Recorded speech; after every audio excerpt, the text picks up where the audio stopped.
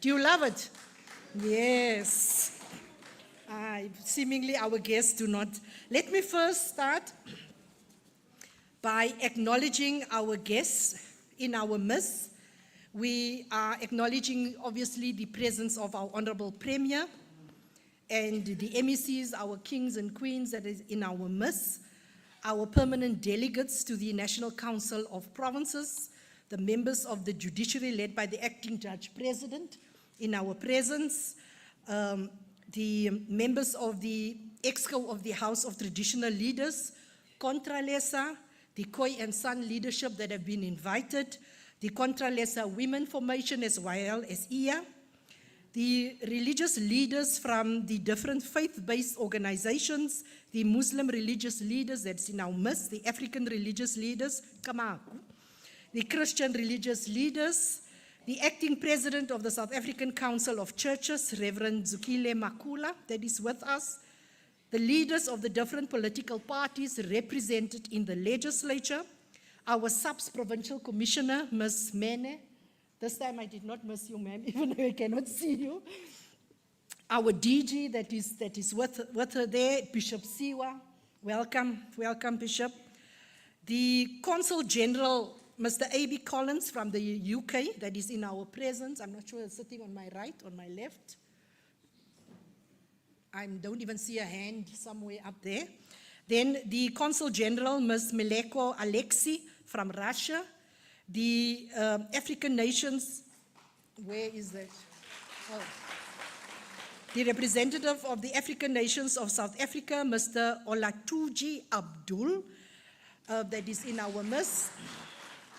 The speakers of the provincial legislatures, ministers and deputy ministers, our former Premier of the Eastern Cape, Comrade Phumula Maswale, that is with us, former ministers, that is with us, also our Secretary to the Eastern Cape Provincial Legislature and other secretaries of the provincial and national legislatures, the heads of the provincial public entities and heads of departments, the troikas of the district municipalities in our midst and the mayors of the local municipalities, the speaker and the mayor of Buffalo City Municipality, our host municipality, the ward committees of King Williamstown. Molweni, where are you? Yes, I can see them. Oh, all the hands up there, good. Representatives from COSATU, the South African Communist Party, SANCO, business leaders from the banking sector, the taxi industry, the disability machinery, women formations, as well as youth formations. Chapter 9 and Chapter 10 institutions, our entertainers, the SAPS Band, St. Patrick's Special School, and the Merrifield Marimba Band, they were really outstanding. Our corporate sponsors, which we will acknowledge, that is with us today, we will acknowledge them at the end. So those are our guests here today, and obviously all our honorable members in the house. Can you give yourselves a round of applause? Can we now request Mr. Mzansi, has the mace been lowered? Because we will call upon Bishop Siwa, who will do a candle lighting ceremony and just take us through the process. Over to you, Bishop Siwa.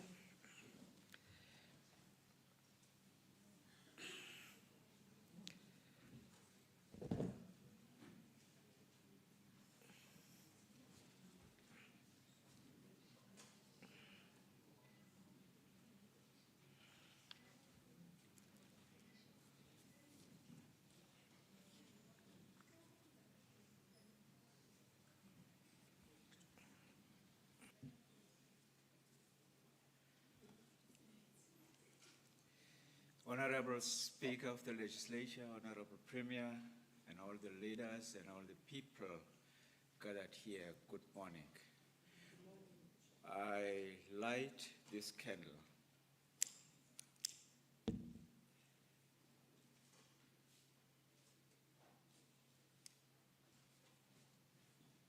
in remembrance of all those who have died in the killings and massacres in our province, and those who died in our initiation schools, and those who perished on our roads. so collectively, our thoughts go up to the Creator that the candle symbolizes, that the God of light, God of life, God was able to turn all things around. That light may shine in the hearts of those who are bereaved, and all of us may shine in the souls of those who have died. And so together, as I lead this brief moment, I ask that we all lift our thoughts and prayers to the one who is able to turn all things around. God of life, you are the creator, you are the sustainer, you are the eternal life. And so as we stand, as we sit, as we gather in this provincial legislature, we have full faith in you that you can turn all things around. Shine in the hearts and minds of our leaders, of our people, that indeed better life for all may be realized. Amen. Thank you so much, Bishop Siwa. It's a touching moment for all of us. Zolani majunohlanga kuba ungenile usagwe besavala indonga kukubi zenisudukise nithenxise inyawo ngeneno ningabangi ingxolo ezozala ingqushungqushu nansi ingwe isehle mthini ngengxolo ndiyafunga inganenzakalisa zenimamele ukugquma kwayo mna ndikuve xa ndiwela umlambi intsitsano zimvubu kude emamondweni ngubhejulu udini kuwa wabhuzubhuza ngadli maqonya zabuya wahle mhlana kuyindlala nalapho kuzube kunyembelekile zona izintaba zakho zibe zikukhothamela ngalaba libanzi lokuthwala inzingo zempuma koloni uyazalwa ngumambathani xa sibulonza amathaya ngenqawenda abanye betshaya ngemfutshane amalala nentombi ivuka ithi mfana ndrizeke nokuba kungethumi letsheleni kaba yakhe ifunjathwa ngumgquba weenkomo zabathembu baserhoda wesikakumkani umathanzima hongumthembu obhuzubhuzu maqatha lukhuni nrangadli maqonya izibuyiwahle mhlana kuyindlala nalapho kuzube kunyembelekile zondwa zintaba zakhe zibe zimkhothamela mthembu obhuzubhuzu handri ngiyakutshubi ke plimiya kuba kaloku emambolweni nroba netyala kuwe nozulu ipapha kaloku njengikuhlahlubele esisikhwebu kuze uqiqa uqonda uba siswenyo kwekuma wethu sikhahlela kuwethiya kuba kaloku ngobukho bakho nathi satsho sayingcamla inkululeko wasakhela amaziko onyango waqinisekisa ukuwasondeza eluntwini nathi satsho sangcamla kwekumadoda abhonga amazibuko zavela ibhlorho alambo nonkala hayi walikolilitye kaloku ngogandaganda zabukeka ibhlorho ephondweni tsi madoda ndinemgama ndibukela ubuhle nokuqaqamba kwephondo lakowethu zakhiwe zacaca zabukeka izikolo zakowethu zathi ndikuntengutengu macetyana kwakuma wethu sithi untsu kwethiya usulibambe lingatshoni kakade nawe uyazi ukuba idlelwe linentethe laziwa yinkukhu enamantshontsho. You have not only shown us your leadership skills, but you have proven them, because leadership is action and not position. May you continue to inspire and drive. Nditsho wena ke qhubeka ugcina uzinzo kweli phondo. Nditsho wena qabandini lasengcobo njengobhuzubhuzu amaqatha lukhuni ongawahliyo amaqonya wadla mhla kunyembelekileyo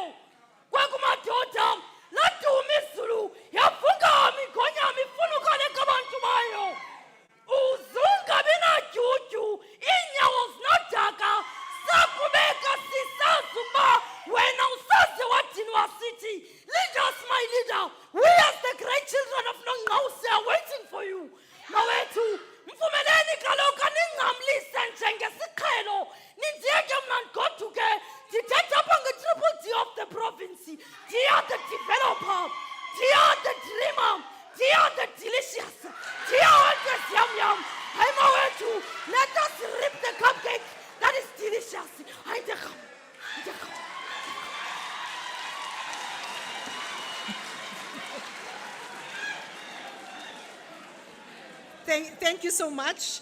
I think really those two young ladies deserve another round of applause. Noting that they could not wait, I think it is just proper that we just call the Honorable Premier in terms of Rule 17 of the Standing Rules to allow him to deliver the opening of his State of the Province address. Now we call upon the Honorable Premier, Honorable Mabuyane.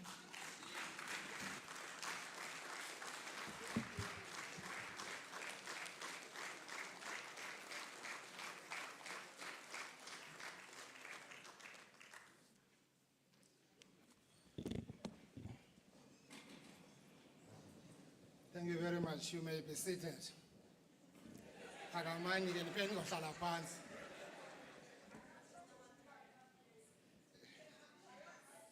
And she should know that there's nothing delicious without a cupcake or a tiger itself. Malibongwe.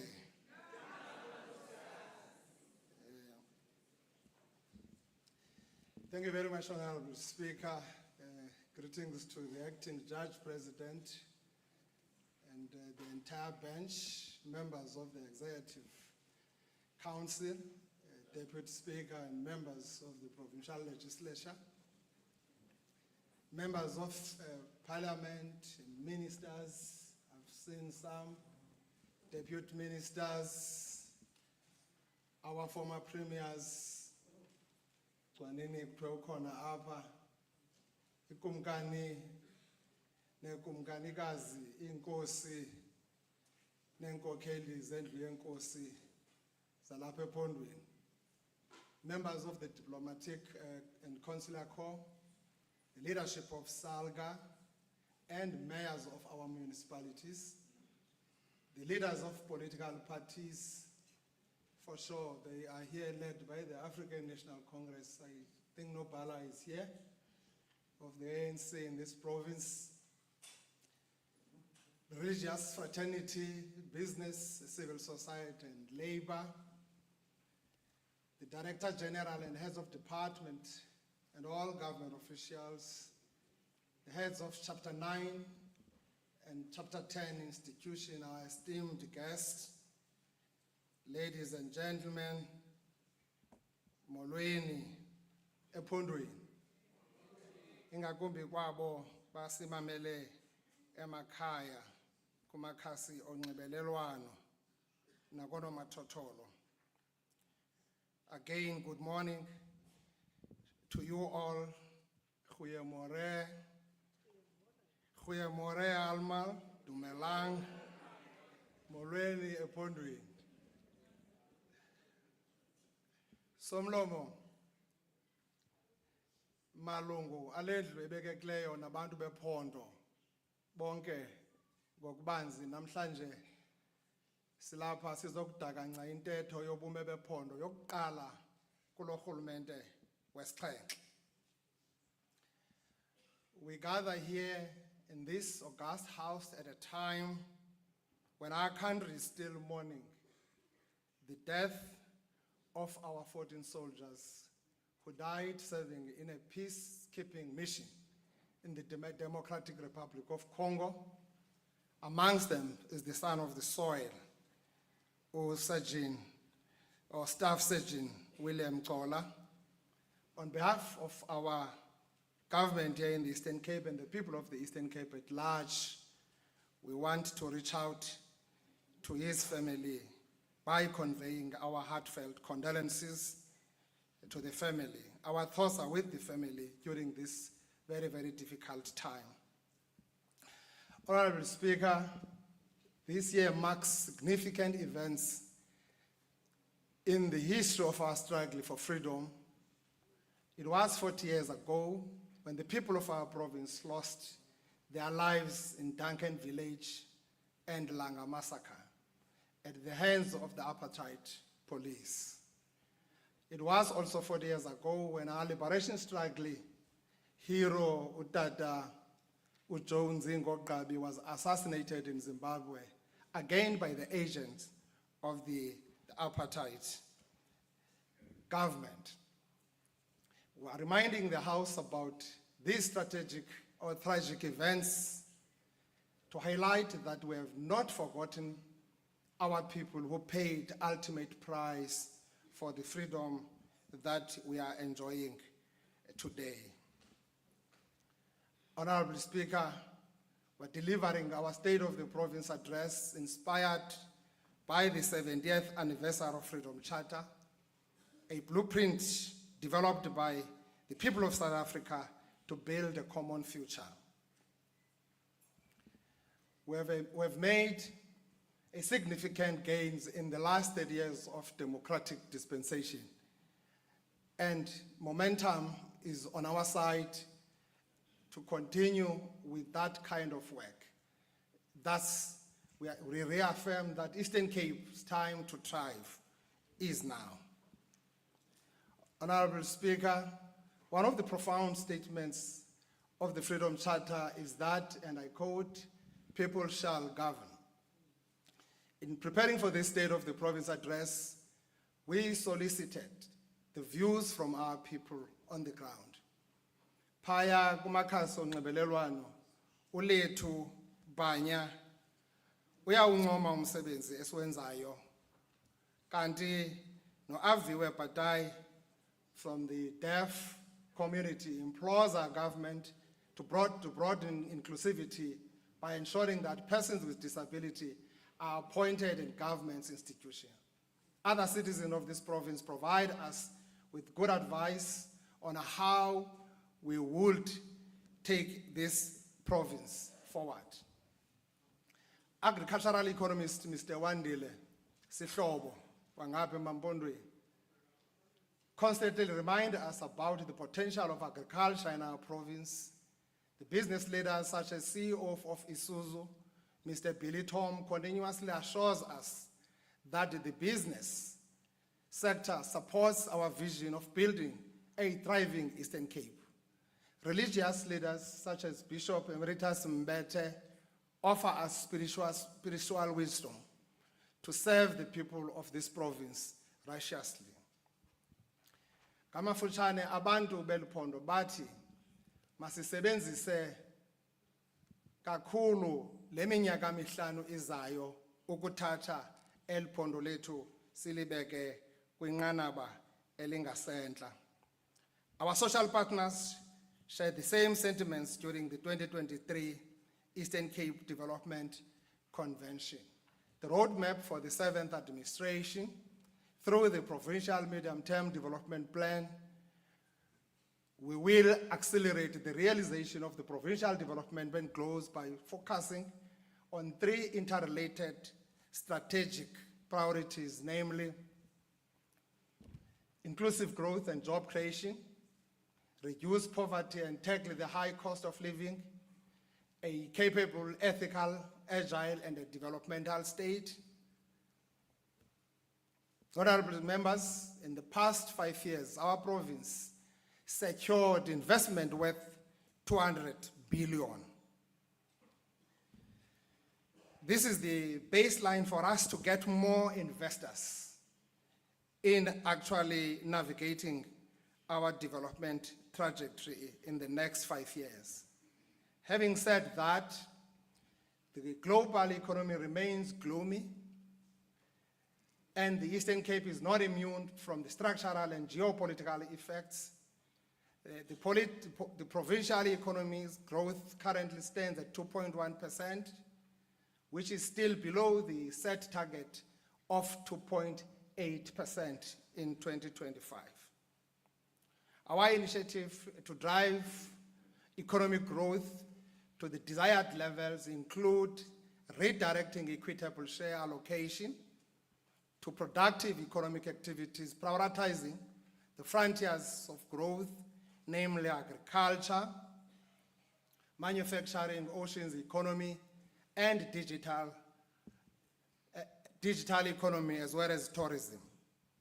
Working together with our social partners, we grew the number of employed people in this province to 1,450,000 1,000 people in 2024.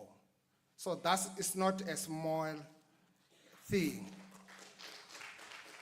We intend driving that work that we have started to 2.4 million by 2030. We believe this is achievable because Q4 labor force survey results indicate a significant decrease in the jobs or in the number of unemployed people by 20,000 in our province. We're henceforth scaling up the repurposing public employment programs to benefit over 600,000 people. A further 54,500 jobs will be created across the various economic sectors. Skills and the economy of this province as well as of this country is quite important. To create more jobs, we need to develop the skill set of our people. We are fundamentally transforming the entire skill sector ecosystem by rolling out training programs in partnership with various sectors to benefit more than 37,000 young people in programs such as artisan development, emerging contractors development, youth brigades in agriculture, entrepreneurship skills, as well as graduate incubation. Furthermore, we are now introducing a uniquely Eastern Cape project, the Basic Education Employment Initiative, which will benefit 28,000 unemployed youth throughout the province. For instance, we are going forward with the work of placing 180 young people living with disabilities on an assistant chef program to equip them with the culinary skills. This is a caring government of African National Congress in action. In responding, Honorable Speaker and Honorable Members, to the burden caused by historical debt, student debt, the Office of the Premier has partnered with MESITA to allocate 70 million towards student debt clearance. We're calling on qualifying students to get to their institution by the end of February 2025 to access this relief. Ayivulelekanga ke would understand that MESITA doesn't just fund every program, but we have actually made it very clear in the public. The success of all economies is a thriving entrepreneurship sector. In the past 5 years, the government has traded with the Eastern Cape-based business to the value of 43.8 billion. This is the baseline for the next 5 years, and we'll aim to surpass this figure. This is economic transformation in action, Honorable Minister, Small Business and Development. I thought she's around. Indeed. So that's the work that we are pushing very hard, knowing very well that we can move our economy forward. We can change the socio-economic outlook of our province by investing more in the SMM sector, and for us to be able to push our GDP growth to the 7 digits. Honorable Speaker, except for the Department of Health, we are currently at an average of 17 days with respect to the payment of suppliers, consistent with our resolve to ensure that service providers are paid within 30 days. We acknowledge the recent financial challenges experienced by the Department of Public Works and Infrastructure that affected the payment of service providers. We have attended to that and found a solution to that matter, Minister of Small Business. I know that that one is very close to your heart. We welcome the announcement made by President that the national government will set up a transformation fund worth 20 billion to benefit black-owned businesses. The Eastern Cape Development Corporation will assist Eastern Cape-based businesses to tap into this fund. We are continuing with the program of funding youth entrepreneurs through government funding instruments. We are proud of Isikalo youth beneficiaries who are growing their businesses in various parts of our province. Kwakuhle Group in East London, which operates in the hospitality industry, won the Emerging Entrepreneur Award at the Boracay Chamber of Business Award last year. Mvolo Heights in Elliot, which specializes in the maize production, has expanded the clientele and is exporting to Mozambique and Botswana. Today, honorable members, we want to inform you that the youth of our province is actually benefiting out of Isikalo, and we are extending the support on Isikalo by 168 million over the next 3 years to support the young people and young entrepreneurs to develop their own enterprises. Honorable Speaker, we stated during the opening of the 7th administration, or 7th legislature in Dabangulu, that we will grow and transform our economy through our 5 growth frontiers. Agriculture remains our niche growth frontier to accelerate economic growth, employment, and food security. During this term, our focus will be on the massive support on the primary production, agro-processing, beneficiation, and developing value-added products. We will increase the export of our local produce high-value commodities such as citrus, deciduous fruits, and as well as the red meat, livestock, animal fiber, hemp, and cannabis to unlock thousands of jobs in our communities. We are currently supporting black-owned citrus and deciduous farms to increase the production and yields to 40,000 to 45,000 tons per season, respectively. Ndiyayazi bendifumene imiyalezo yamafama asakhasayo akhalazela into kokuba iproduce yawo kuyanyanzeleka into kokuba ayithengise ngamaxabiso asezantsi. Khona umfama bendibhalele walapha eCumakala ekhalazela loo nto. Siyacela ke the established business to work with us and do business in good faith. We want to support those emerging farmers. The province, honorable members, attracted Medigro as the first major investor in the cannabis sector. To date, 25 hemp small-scale holder farmers are participating in the commercial cultivation of hemp flower linked to Medigro offtake. We want to go to where the hemp and cannabis is rich. Our strategies are beginning to create that. That's why we made a call that noko masibe no shwele pa mabaxolelwe abantu bakuthi bebekhe babanjwa ngaphambili bebanjelwa ukushishina kulomcimbi wecannabis phambi kokuba ibe semthethweni khona ukuze bona abantu bamanyani bebekhulisa abantwana besakha imizi besenza zonke izinto ngolushishino phansi kwemeko ezinzima xa ivulelekile ke ngoku bakwazi ukugqama ngakumbi. The 100 farms and the 10,000 hectares of irrigated land will be optimized to ensure increased production of local produced food through agro-processing and value addition. We want grain to be processed to samp, meal, and animal feed. We want poultry to be processed to eggs and meat.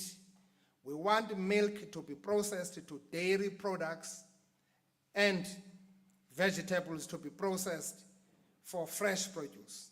All of this must happen inside the province to create jobs.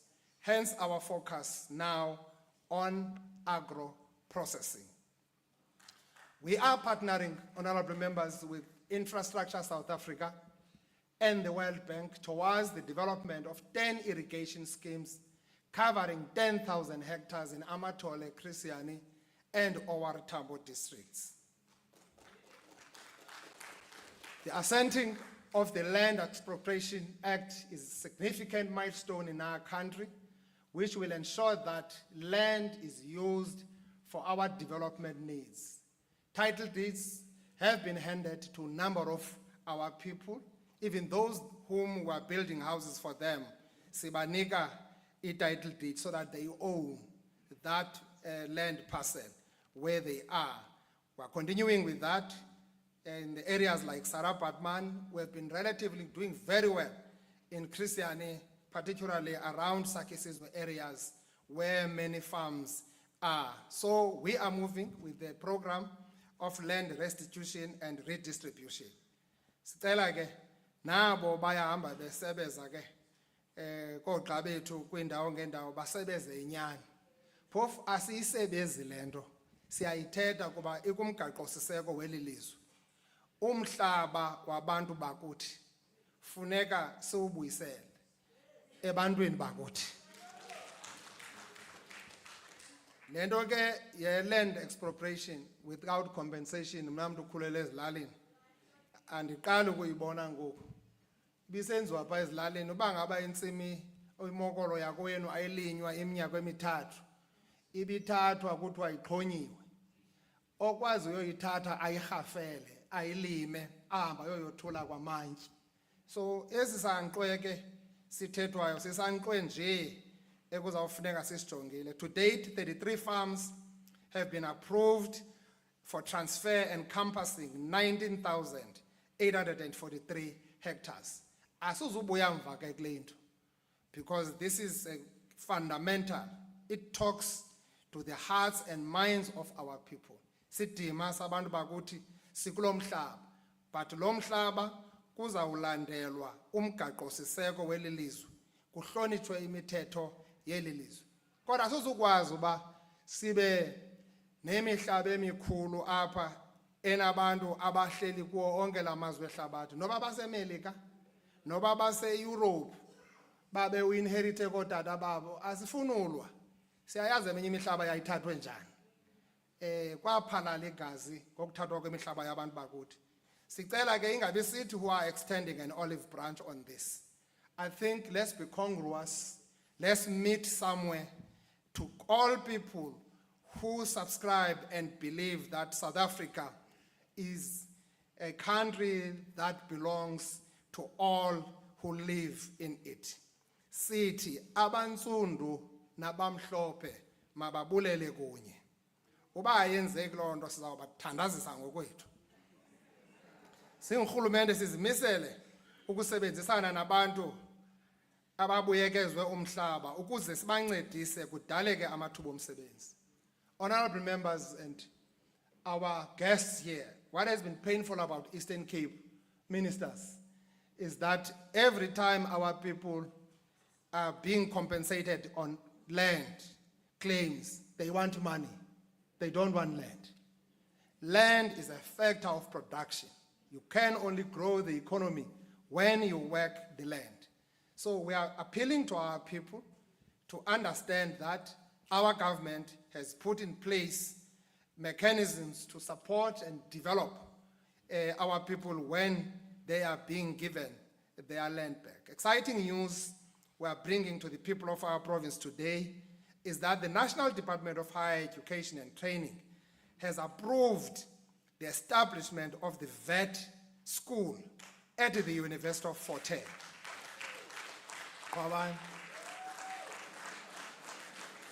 This has been a battle. We've been competing. Former Premier Maswale will speak at length about Premier activity. It has been actually under the discussion. We have pushed, is one of those things that now we believe, and we've been saying, in South Africa, you can't have the high number of livestock, cattle, sheep, goats, chicken, pigs in Eastern Cape, but you don't have a vet school. We must have a vet school somewhere in Pretoria and all that. So now, as government, we are really transforming that part. Now the University of Fort is there. I was in Germany, I had a series of discussion with some tertiary institutions there and the provinces around this. They stand ready to come down and support us to set up that vet school. It's one of the most important interventions for our province as we drive the agriculture and its entire value addition and the value chain. The vet school will contribute to the improvement of livestock genetics, quality and disease control, making our products more competitive in the export market. Ngibonile ingxaki yezifo ebezivela ezilwanyaneni. So ezo zifo sawukwazi ngokuba sibe nogqirha abakufutshane ne-university that will continuously deal with the research around that. Honorable members, another growth frontier we are focusing on is manufacturing, which is anchored in and on the automotive sector. In 2024 alone, we secured an investment of 11.4 billion from a private investor who committed to establish 29 new off-grid electric vehicles, charging stations in the next 5 years. So apha provincini ngoxa uhamba awuzoba nangxaki uba uneza moto zichargewa ngombane. Ngoku benishatlishwa namhlanje, I know almost all our OEMs here, BMW, Volkswagen, Mercedes, Chery and others have actually sponsored those cars. Ungangayazi ke bazange ukukhwele kula moto into ihamba kamandi igqitha uyiva noba iyaduma. But beniziswa ngazo namhlanje ezo moto apha zinithutha kwindawo ngendawo. This will take our tally of electric vehicle charging stations in the Eastern Cape to 42 when we add the 13 government-funded charging stations. To date, we have opened 6 charging stations in East London. Gqeberha, Ekomani, naselibode, Port St. John's, and Tsitsikama. Akukho mntu oza kuxakwa kukuqhuba imoto yakhe yombane kweliphondo. Kwikono kuyo nobuze mampondweni uyacharge xa ingathi ingcobo ikafakwa pha.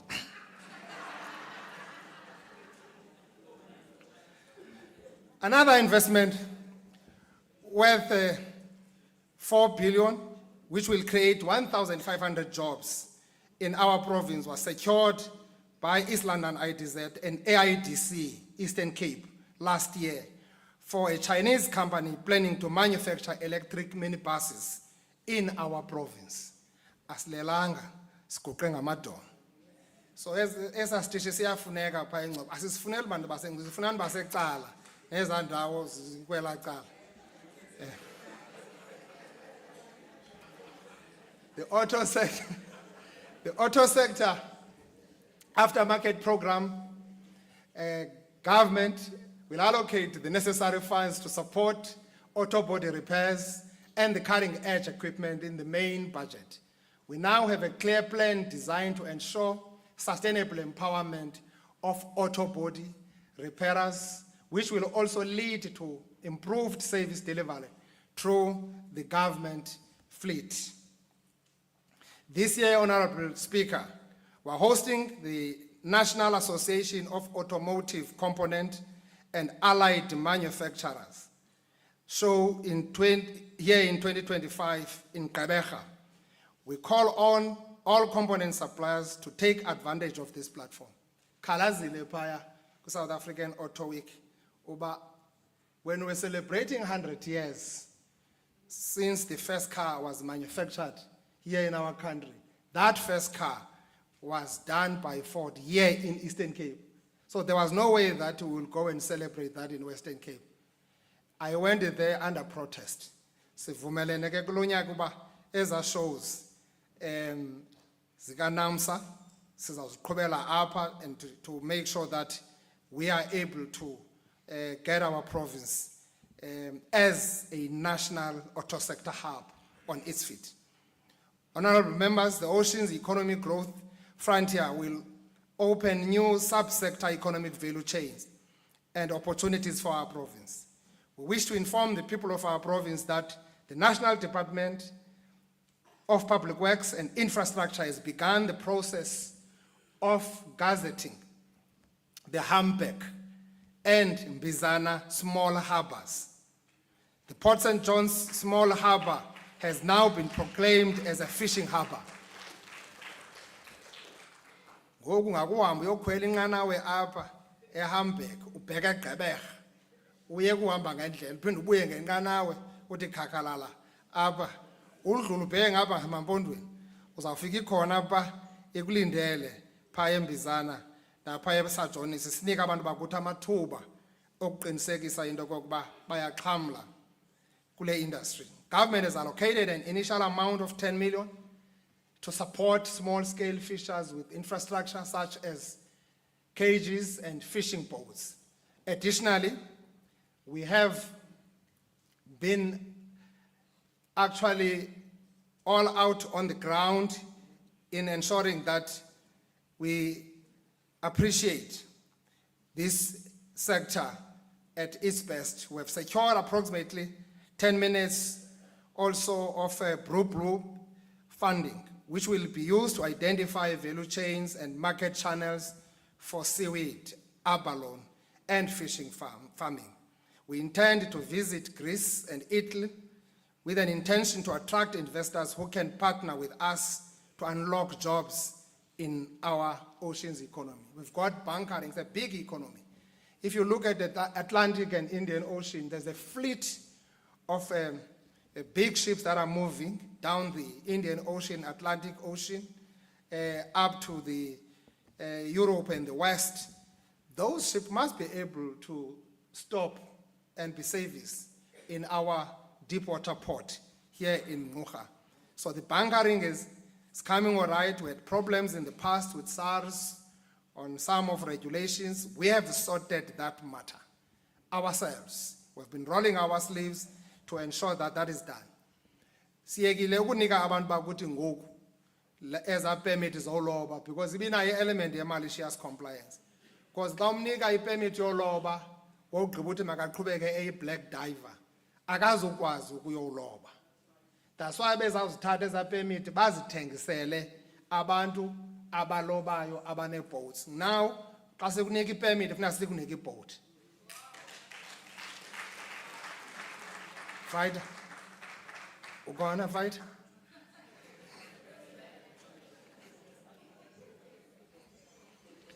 Honorable members, at the beginning of the 7th legislature, we highlighted the digital economy as another growth frontier. We note that 65% of the Eastern Cape households have access to the internet coverage compared to the 25% in 1995. Working together with our partners, we continue to enable internet connectivity. We do this through the provision of ICT infrastructure and e-government system.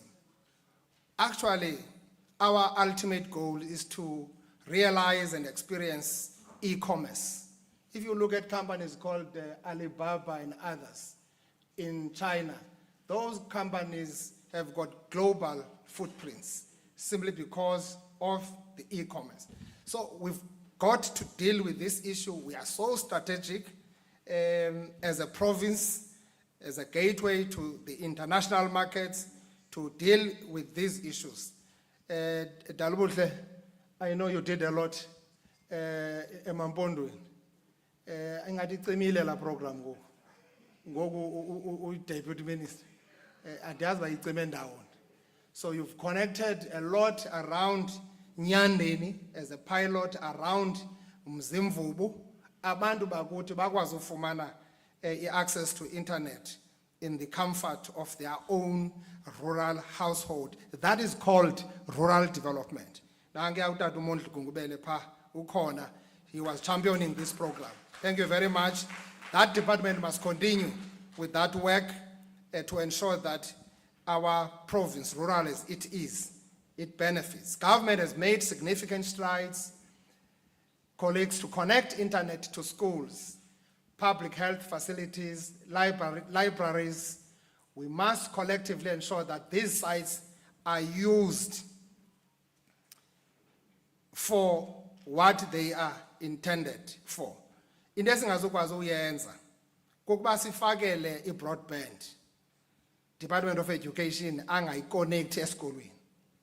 Kukuba sifakele i-broadband, Department of Health angayifaki esibhedlela.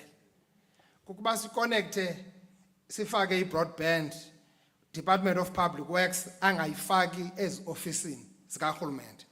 Mrs. On this one, you must come up very clear in your policy speeches. This is an issue which also has been flagged now also by Auditor General. We've got to work very hard that as Office of the Premier, we have done that work. Let's connect our people and make sure that collectively we ensure that these sites are used to benefit our communities and they must be protected against any vandalism. We are expanding the province's industrial development and innovation ecosystem through the East London IDSS Science and Technology Park. In the past 5 years, the Science Park has trained over 983 beneficiaries in various skills, including automotive manufacturing assembly, renewable energy, digital forensics, cloud computing, additive manufacturing, and infopreneurship. So we doing this work, colleagues, to modernize and adapt to the changing world. Tourism is another growth frontier we have not fully optimized as this province. We are addressing the binding constraints such as roads and air transport infrastructure to boost our tourism sector. Honorable Speaker, we are happy to announce that the Airports Company South Africa will be spending an estimated 213 million in the next 5 years to improve access runway at the King Paulo Airport in East London. The Airports Company South Africa will also be spending 4.6 billion at the Dawie Stearman International Airport in Gqeberha for runway rehabilitation. While we pursue this work, we will continue with our endeavors to operationalize the Bulembu Bisho Airport for international cargo transportation. Yakan uthetha yonke into le. Zawufika ibhaloni zami zihlale pha. Honorable Gowley, we're together. So, we wanted to experiment and see Boeings can sit here. It has been painful to have Dawie Stearman proclaimed as international airport, but there is no Boeing that can land. Kazim, Honorable Kazim, agreed. So now we are addressing that issue. Tourists must fly directly to our province, not fly somewhere. Ndiyanazi ke niyayithanda laa nto iqalise Western Cape, anizazi noba ngaba lapho noba ningaba ngapho umandi macala kuni. Thina abantu bangayi kwenye indawo sipheleleyo apho, sifuna izinto zenzeka apho ngendlela efanelekileyo bantu bakuthi. So this is the kind of work that we're doing, not forgetting the Mthatha Airport. You would understand the runway there has also been developed at some point, and we are also working with AXA to take over that airport from us as government so that we can get some bigger flights going that direction. It's expensive to have only that airlink landing there. Many people of this province are residing on that other side. They deserve to land closer to their homes. So together, colleagues, it's a kind of work that we must do. Bisho Airport, Bulembu, it must be our international cargo hub. We said it must be prepared, MEC Transport, even for this G20. Some people who don't want to land somewhere must land here it can be made and be declared on a temporal basis as also an entry point to our country. We've done it with Department of Transport and all other relevant departments, SARS, for customs as well as Home Affairs. So we want that. We are encouraged by the solid domestic tourism with an average of 6.7 million tourists in the past 5 years. Short left, let's tour our province, let's tour our country. Ngeke ube nileqe ndawo anuzuzinikwa ngoku nezovisa ngapha e-UK eJohn uyifumene la visa by UK ngapha eMelika. Let us continue to explore the gems of our province such as Mkhambati, Tsitsikama, Hawksback and others. We'll vigorously market and promote our province to international tourists. Our Eastern Cape Parks and Tourism agencies already identifying potential markets in the continent, BRICS, and G20 countries. And it's as esisililo singaka sikaNehemiah. Silileli market yabantu abaya less than 300 million. Kune market elapha India ye 1.4 billion, neyase China engu 1.5 billion. Kuba siqhelile isiqhelo sayawuyisa ingqondo. Ingathi kuzawube uze kube right, funeka sibheke ngapha ngasewest. Uba uyanga ngapha ingathi ikhona into erongo ngawo. Nini nodwa nishiyeke nodwa kulona inganibali kulonto. To attract and retain the international tourists, we are diversifying our product offering to include culture, sport and heritage, which are endowments of our province. We will bid to host more sports events because they create jobs for our people. Ndiyayazi ba uminister this morning ebene meeting no MEC wakwa sports no mayor wase Buffalo City. Amongst others, very important issues abavumelene ngazo is to restore Orient Theatre back to its glory and start realizing the potential of boxing as the endowment that is in this part of this province. So we're quite happy with that. He's our friend, Minister McKinsey. God, we have no land there. I don't take this to the. I don't take dog capsule. If you have no land there, so figure. Na rebellion, colleagues. He has been very responsive. He has been very showing a good heart for our province. So it's important that we look at the sport as the economy on its own to improve our tourism. That's why we need more teams to feature in the Premier League. That's a big business.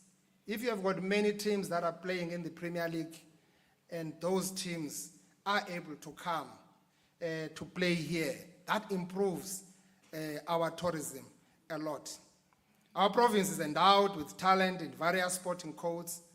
Raymond Williams became the first South African footballer to be nominated for the Ballon d'Or Yashin Trophy. This first South African to win the best goalkeeper of the year in Africa and the best interclub player of the year in 2024.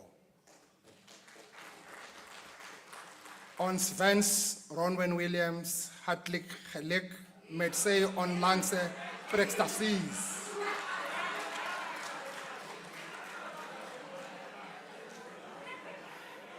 Nazok.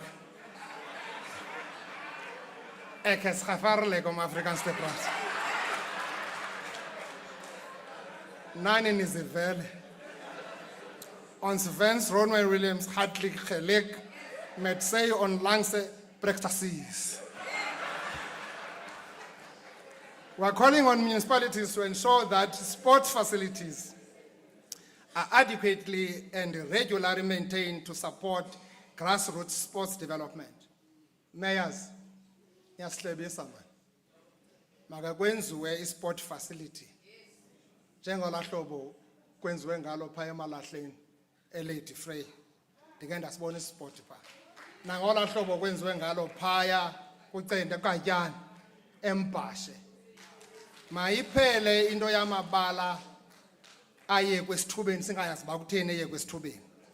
When a company doesn't perform, cancel that contract early enough, appoint a capable company to do the work, because this is a problem. Our kids want these facilities for extramural activities. It's going to be important that we do that. We've seen a number of these municipalities coming all right. The beautiful sporting ground in Mbizana. I like that derby as Mbizana. Yes, Nenkane and our team. So they are playing in a beautiful a pitch that has been developed.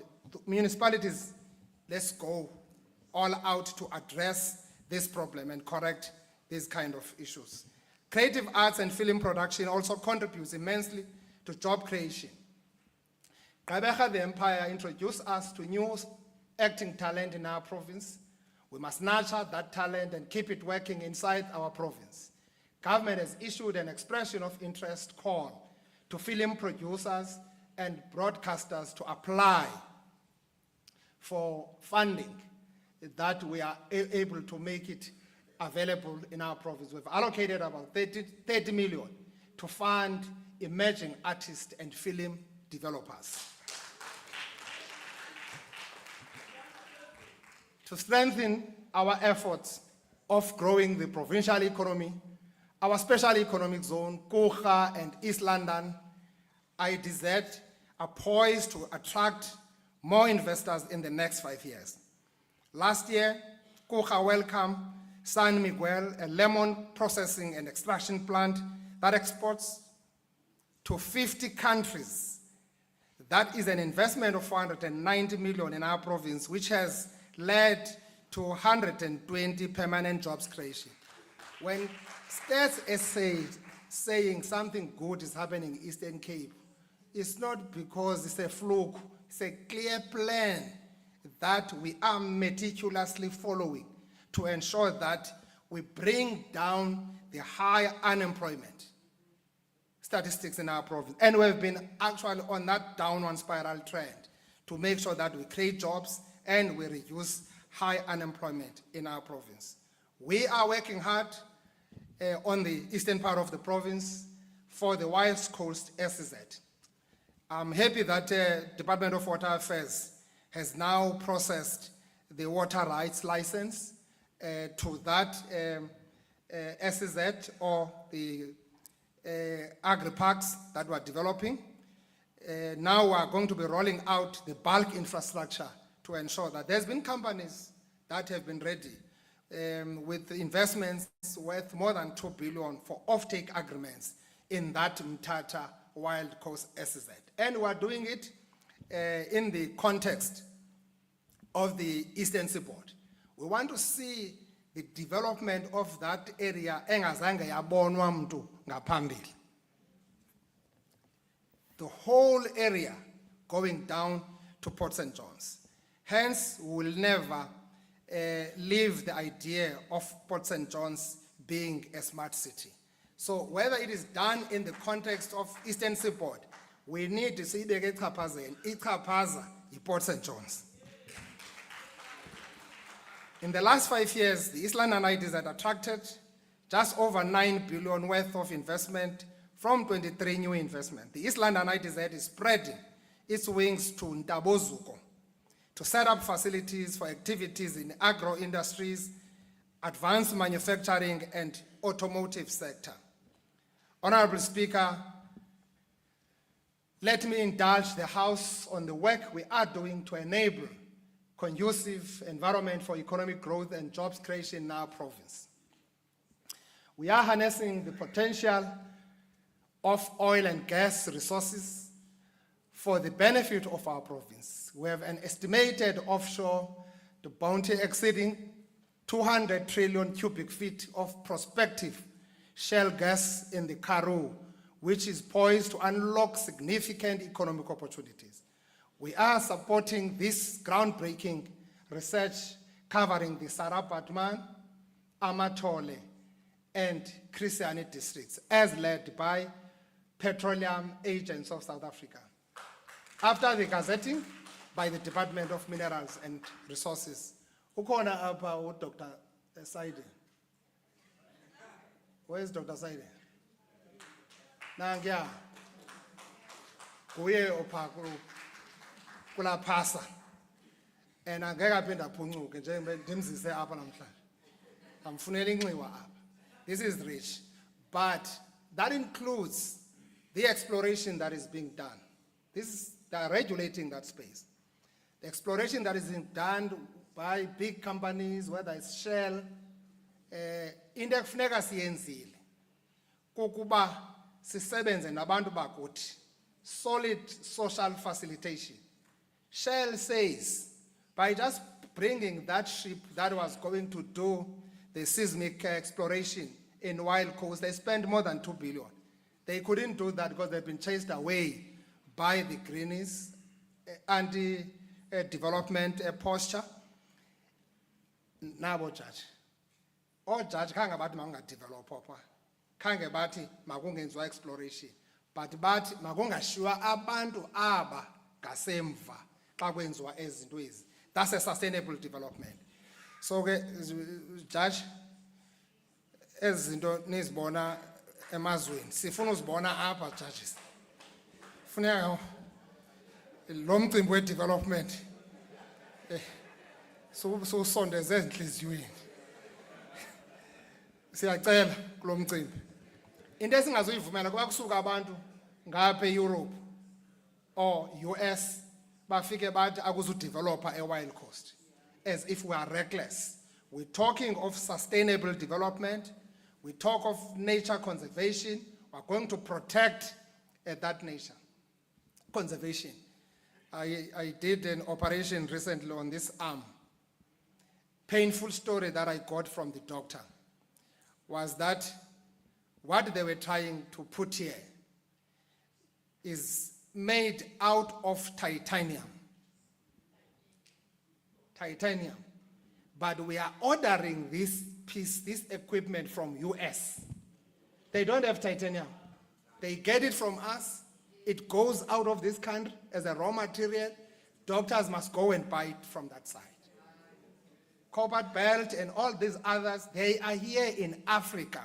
We must start looking at this issue quite seriously to reindustrialize, localize the beneficiation and get ours. Kosi sagodwayo pha masike sijonge apha basingenza ntoni ngoku. Singabe silila basigcwele yonke ithafa ngathi sizinkomo ezithiwa zisibawo kuba sigqothwe ngapha e-US.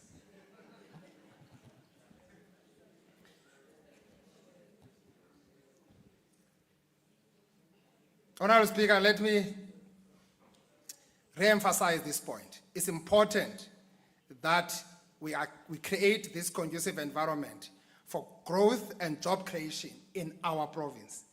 We are sick and tired of us getting all over the world and the country for greener pastures when we have got such an unparalleled potential as a province. It can't be right. We're a province that is endowed with 3 ports. It's a huge economic infrastructure that you need. So it's going to be important that we really put an extra effort on that, working with our municipalities. We are harnessing the potential of oil and gas, as I've said, and I'm quite happy that the work that is being done by the research team and all that, it must be taken to its logical conclusion.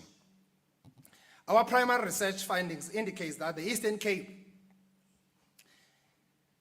has a resource base that can generate 3,000 megawatts of gas to power, to energy, to the national grid. Let us embrace this opportunity with both innovation and responsibility, transforming our province into another something that has never been seen before.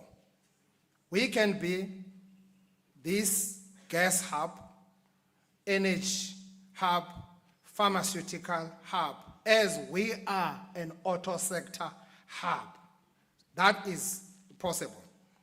Let us embrace these opportunities with both innovation and responsibility, transforming our province into a key player in the national and regional energy landscape. Over the past term, Honorable Speaker, we've made various commitments on critical transport and economic infrastructure in this august house. The Gauteng Eastern Cape High Capacity Rail Corridor has now received budget allocation towards realizing the dedicated rail corridor for automotive volumes between Gauteng and Eastern Cape. BMW is manufacturing in Gauteng. They are all willing to come down here in the clean port of Gqeberha to take their cars out. Ford is actually exporting more than 80% of what they manufacture also in Gauteng. They want this.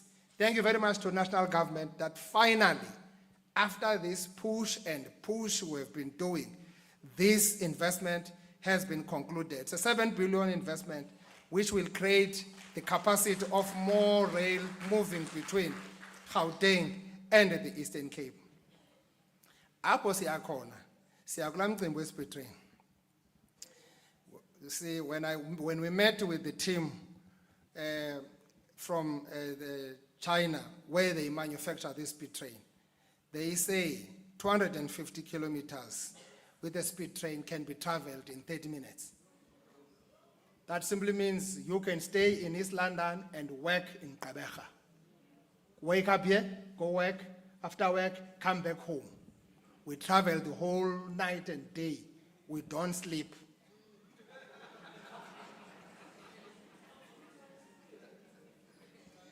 So this is what we are also discussing with them, looking at those possibilities. But also that says the train can move between East London and Mhlaba. It's the same equidistance.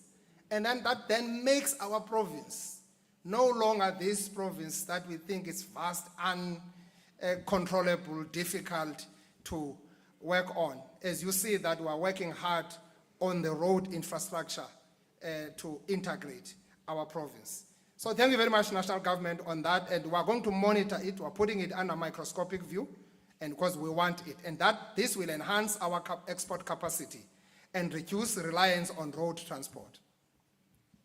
In this quarter, we had a multiple engagement with Transnet to establish a strong monitoring and evaluation mechanism to ensure that multi-billion rand commitments by Transnet to Eastern Cape are done and are realized. The construction of 2 billion liquid bulk berth announced by the President Ramaphosa in the construction summit will be the litmus test of this collaboration later this year. This would immediately be followed by the new liquid bulk terminal in the port of Ngqura. Our call for increased investment by Transnet is aimed at optimizing trade logistics to support regional growth and facilitate global trade connection. These ambitious projects include the 22 metric ton capacity Ngqura Manganese Export Terminal, the 13.1 billion liquefied natural gas import terminal, and the deepening and widening of the port of East London to solidify our position as a gateway to Africa and the world. As we are both disaster prone, Eastern Cape and KZN. If disasters hit hard in KZN, the whole N3 corridor becomes a risk in the entire economy of the country. So here, we've got open space. So this is the work that we have met with Transnet. In the last 2 months or so, we have met 3 times. I'm no longer now leaving it to anyone. I'm just putting here in front of me to make sure that these projects that should have been done in the last 20, 15, 10 years are now done. I'm quite happy that in our meeting with Transnet, Transnet has detailed clear action plan with time frames. Yes, of course, we do understand the challenge they are going through of the balance sheet. But I'm quite also happy that they've now gone out to the market to see to it that we are able to mobilize the public-private partnership to make sure that these projects take off. The time for Eastern Cape to thrive is now. Our call for increased investment by Transnet is aimed at optimizing trade logistics to support regional growth and facilitate global trade connection. These ambitious projects include this 22 metric ton that I've just spoken about. And we are going to make sure that we are moving forward. Energy security is fundamental to unlocking the potential of the Eastern Cape's economy and uplifting the lives of our citizens. We are committed to seeing the Ngquga liquid bulk program, that it must come to fruition. While we encountered challenges and delays, we are working tirelessly to achieve the delivery of these investments. We are on course to deliver the Hive hydrogen projects in collaboration with Northern Cape and Western Cape in green energy investment. This is a 100 billion project we've spoken about. The best ready site for this Hive is here in Ngquga. And we agree with Northern Cape. Whilst they're busy working on a Buchebai, we agree with Western Cape, while they are busy working on a Saldanha and all that, but the best site. That's why we were in Qatar with the Minister, Dr. Mhlaba. That's why we were in Japan in December. This is a site that must see to it that as South Africa ventures into this sector. This will create new industries and opportunities for our people. The efficient transmission of power is as vital as its generation. As the country prepares for the 2,500 megawatts nuclear build program, we reiterate our call that the Tainspan site is ready to receive the investment. Again, the time for Eastern Cape to thrive is now. When people ask, where are we going to create jobs? These are sectors that have everything, research done, that are ready to deliver jobs for our people. We just want national. Time to procrastinate is now over, because procrastination is the thief of time. Honorable members, another key economic enabler is the road network.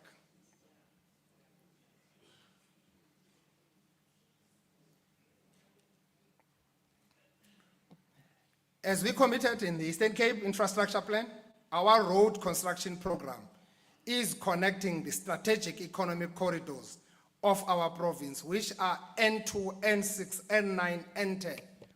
Nobu hamba because noba ufuna ubona uzawubona ngenkani because sakugalela ku stop and go. We are working on these roads, improving these roads, working with an entity of government under the leadership of ANC called Sandra. We're working with Sandra. No ubheka pha inxiba uphinde kuthiwa xa kunetha uba uwelwe ngamatye so abamba nqaku phansi phezulu amatye soze aphinda endawo.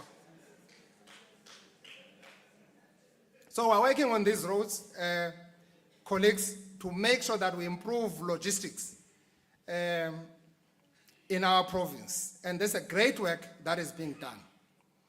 You know, I won't say much about the number of roads that we're doing.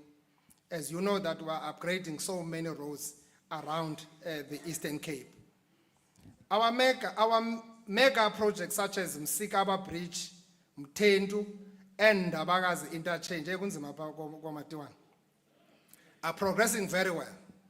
Working with Sandral, we are making a total investment of 50 billion for more road infrastructure projects in the next 5 years. This investment will build road infrastructure in key routes such as R61, R72, R58, R71, 410, R410. Sandral is working on a number of key economic routes, whether it's Junction, Tsolo, Ntwenka, up to Ngangahu. Sandral has taken the road that we've given them called T15 that connects KwaBhaca naseMatatiele. We are working from Matatiele to Cedarville. It's a billion project that takes you down to Kokstad. Since the billion project, this is another 800, more than 800 million investment, because we want to make it easy as we are changing this. So whether you go Sarah Batman on the other side, I come to the open dame by the ati, I kuse Eastern Cape ngapa in Lelinje, kuse Western Cape ngapa in Lelinje. Okay, we are working on that to make sure that the road infrastructure of this province is actually moving to another level. In addition to these roads, in the next financial year, we'll be gazetting 600 kilometers of our roads, many of them gravel roads, which we are going to upgrade with Sandral for the benefit of communities. These roads include the T15 Tetengaye and so a number of other roads. Ukuquka indlela esuke Tsomo ibheke eCumakala, isuke eCumakala ibheke eQoboqobo, isuke eQoboqobo ibheke eXesi. Kanti mfundisi amagqunukhwebo baxelela uba uSandral usebenza kulaa ndlela. Le ndlela isuka apha eDurbanek ibheke eZigodlo ihambe iyosisondeza ngapha eMakhanda. So zindlela yinxalenye yendlela uSandral esivene nayo ngazo azithathileyo, almost more than 10 roads that Sandral will be working on them. These are rural roads ezenzeka. Ndiyayazi ke umuntu ose KSD unomnqweno woyazi nasembhashe into ba xa usuka eBhazia okanye usuka eTabasa okanye usuka eXhongorha uhamba usiya eMgqumo, ithini umcimbi walandlela? Kumcimbi ke usubambileyo lowo. Xa usuka eMgqumo uwelela ngaphesheya usiya eXhorha, uthini umcimbi walandlela? Ndiyayazi bangaba sikathethi ngendlela yaseThafalofefe esuka eBika inqumle yoma kucendana ezantsi asikathethi. Siyayenza indlela apha kuGatyana. Siku second phase wayo ngoku. Esuka kuGatyane ekusaya ezantsi elwandle eDwesacwebe. Ba ukayi phaya hamba mbobona uzawubona izinto zamehlo. So Sandral will be working on a number of roads. It's going to conclude that part aseyiqalile. Siyisebenza usuka eStainsburg izonqumla ku-N6 ibheke iNdwe ibheke eDordrecht ibheke eEliot ihle ibheke eNqanqarho naseXokwengi ibheke eMatatiele. Uzawudibanisa le ndlela ngoku isuka eAlvan iza apha eEliot. Ndiyayazi abantu baseSterkspruit bafuna uyazi ba laa ndlela irehabilitatwa nini le isuka eLady Grey ibheke eSterkspruit, because laa ndlela ivuthiwe ifana nalaa ndlela isuka eNgcobo iqabela kuSathane ibheka eEliot. Eza ndlela zonke zikwirada. We are working on them. Zikhona uSandral angakwazi ukuzithatha indlela senza amacebo ngazo. We are discussing the front loading, pledging with Treasury to get those roads done as a matter of urgency. That include indlela esuka ku-R61 inqumle kuMabelentombi ibheke eNcorha ibheke kuManzimda ibheke kuManzimdaka eCala igqitha kuMthingwefu iyohla kuManzimdaka iyongena eCala. Yenye yendlela ezibalulekileyo ekufuneka sizenzile. So we are connecting those roads. Nasemampondweni bafuna indlela esuka eSiphaqeni ebheke eNtabankulu, because ayikho indlela edibanisa iNtabankulu neFlagstaff. So these are roads that we are mapping out, that we are working on them to make sure that we are dealing with that. Mampondo niyayazi into ba i-8 billion le ifakwe pha ku-N2 highway. Singeka igqibe nalaa ndlela sele kokhiwe ihotele pha ngaseMkhambati, a 5-star hotel investors that are responding into that adjacent to the interchange that we are doing. Umsikabo uqhuba kakuhle, uqhuba kakuhle uMthentu. Those are bridges that we have never seen in the country, probably in the continent. Siyacela ke intsebenziswano. Into engazukwenzeka kukumiswa kweproject ezisebenzayo zimiswe. Indlela esuka kwaBhaca ebheka emaXesibeni yenye ibhiliyoni. Esuka kwaBhaca ebheka emaXesibeni yenye ibhiliyoni. Asinoba nayo stop and go wokokuba kuzomiswa umsebenzi wokuqhuba kwendlela. We need these roads as of yesterday. I'm talking about roads that we are now working on them. Sandra has awarded indlela esuka enyanga esikolweni ihambe iyodibanisa la ndlela isembhashe ibheka eMthatha. Utsho kube nendlela esuka eMthatha smooth from Mthatha to Ngcobo la 80 km uphaya uzamhamba nge 30 minutes ungamva.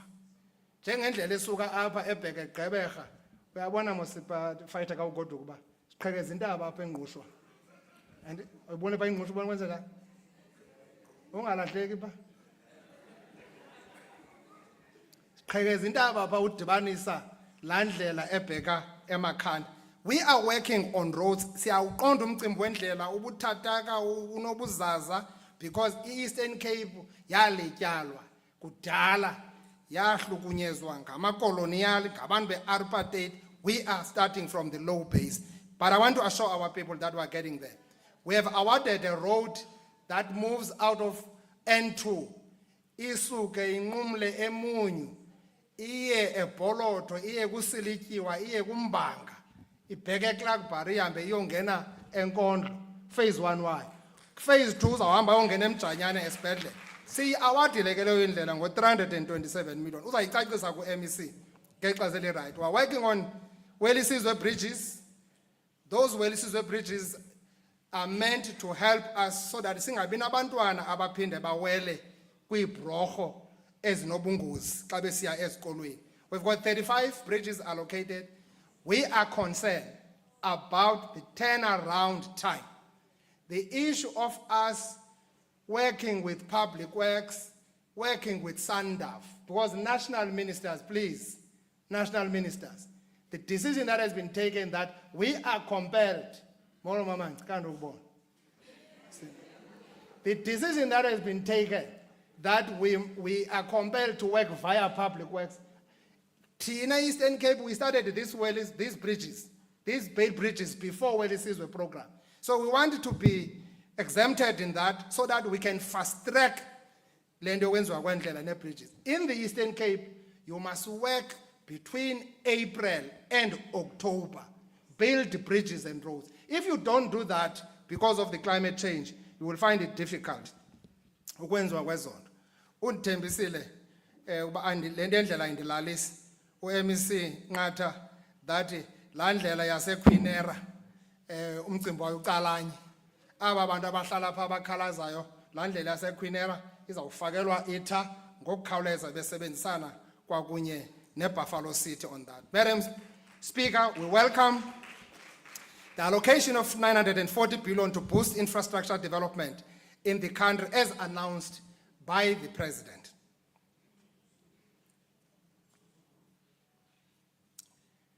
During his sonam. As a province, we will tap into this financial injection to reinforce further infrastructure development in our province, particularly for the Wild Coast, SEZ, and other industrial parks. Honorable Speaker, let me share with you how we are contributing to lowering the cost of living by investing in social infrastructure for the benefit of our people. Last year, we handed over 255 houses to families who were previously farm dwellers in Statarem, Katbek. Among the beneficiaries was a child-headed household comprising 4 siblings who lost their parents. We want people to stay closer to their workplaces of work, to improve productivity, but also deal with this high cost of living for our people. In 2025-2026, honorable members, financial year, government will deliver 4,970 breaking new ground housing units and 4,350 serviced sites in all our regions. In the next 5 years,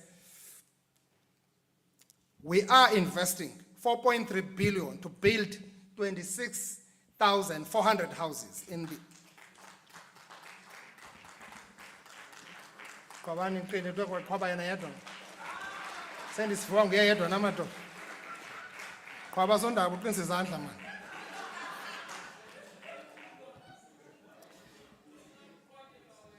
In executing this work, we'll ensure that organs of state source building material from black industrialists.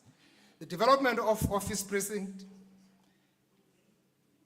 to bring government services closer to our people is taking shape and will also unlock social and rental housing investment.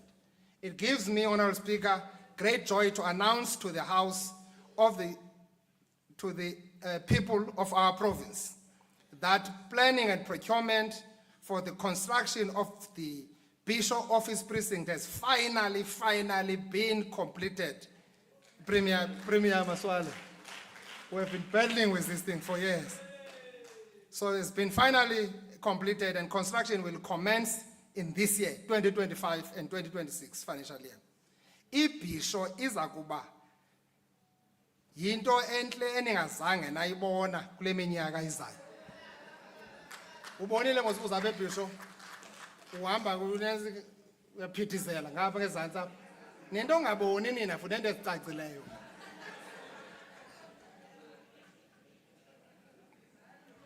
The construction of Emaxesibeni Block A and Mkanduli cluster offices are at 70% and 75% completion respectively.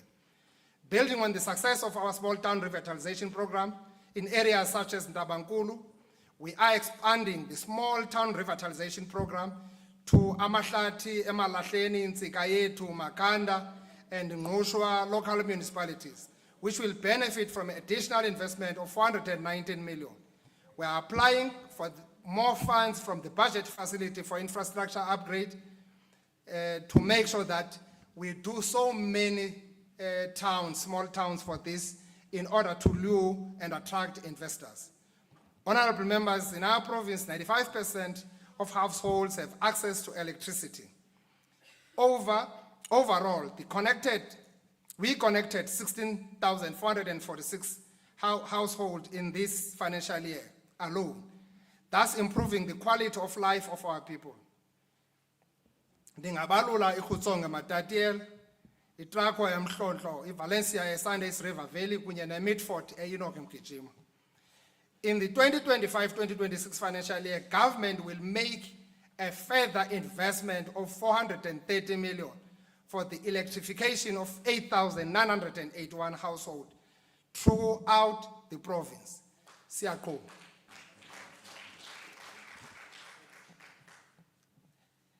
Siyazi ukuba kukho indawo ezingekabi nawo amanzi nendawo ezinempompo ezingaphumi manzi. Sikwiphulo lokuzisombulula ezingxaki sisebenza kwakunye nesebe lakwa-Water Affairs and Sanitation nomasipala bethu.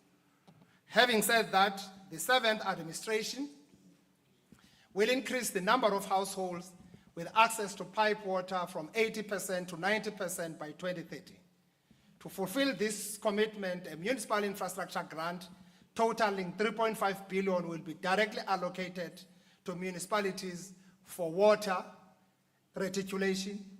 2 weeks ago, government launched the Ilubisi water treatment works, which will enable the provision of sustainable water to more than 90,000 people in the communities of Christiani district.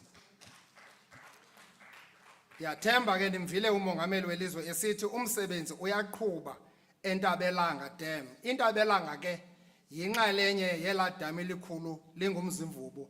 Siuqala ngenye iphase yaseNtabelanga eyi-8 billion. That dam is too big. It will be done in phases. I know business has shown an interest to come in and participate into that space, particularly on the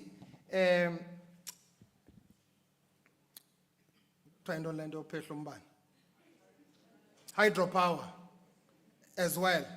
So that dam will definitely solve the problems of more than 700,000 households that are struggling in Jogabi, Alfred Nzo, as well as Owartambo. We'll ensure that the 11 regional bulk infrastructure projects, such as Mhlaba bulk water supply,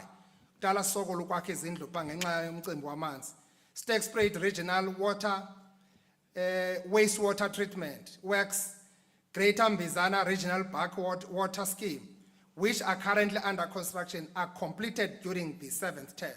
This will increase the sources of water for the benefit of our people. Fellow citizens, the Freedom Charter states that, and I quote, the doors of learning and culture shall be open for all, close quote.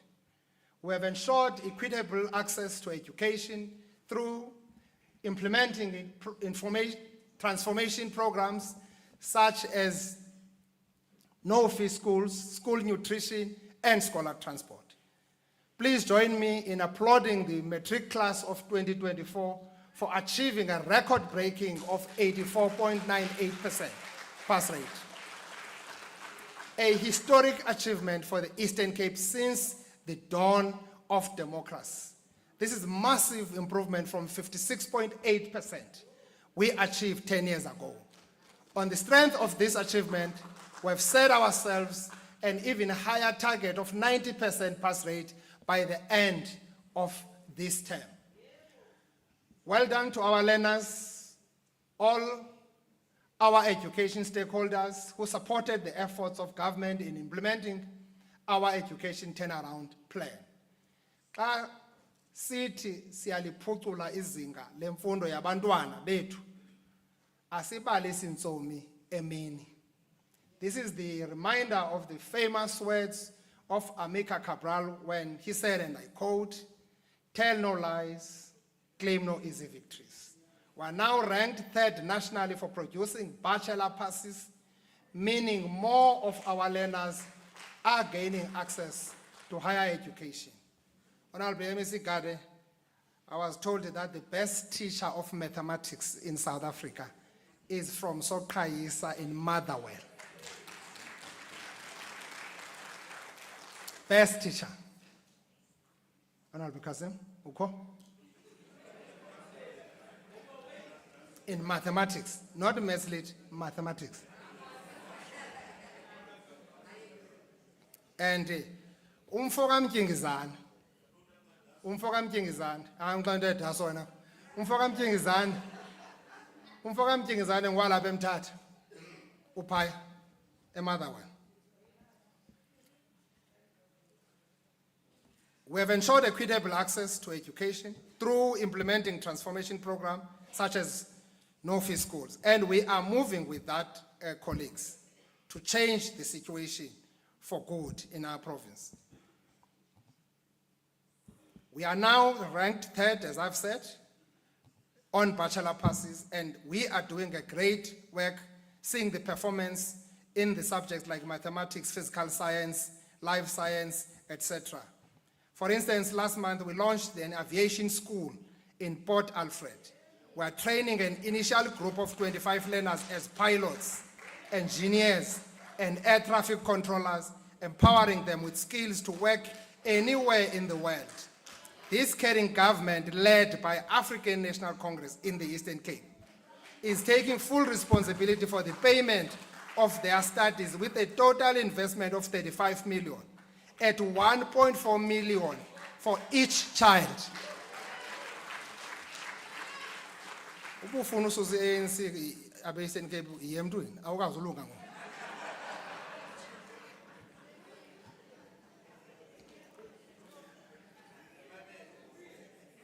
Umbewu yethu umbewu wasegcuwa ngomnye wabafundi abaxhamlayo kule nkqubo.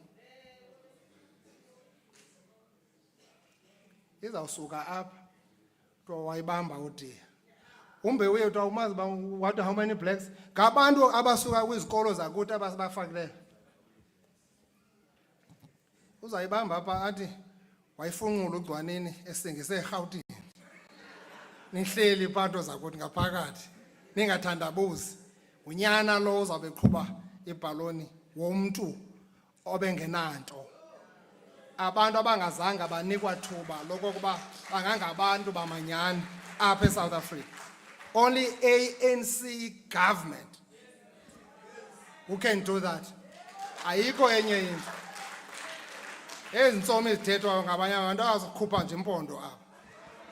As we celebrate the achievement of the class of 2024, I want to salute the principals of schools that have walked the hard road from low performance base to high performance base, especially schools in our rural hinterland. Schools such as EFATA, special schools for the blind and deaf in Mthatha, which improved from 60% pass rate in 2023 to 90% pass rate in 2024. We are now focusing on lifting all the schools that are performing below 60% pass rate. Sifuna isikolo is less than 80% pass rate. Izikolo zethu zonke ziyepa. Somlomo amaXhosa athi bagotywa besebatsha. I think abeSuthu bathi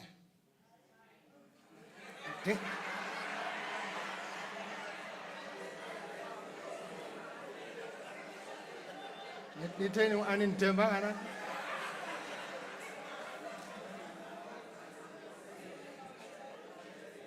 abeSuthu abathi na thupha ikobuwa isalimezi andinawuyazi loo nto.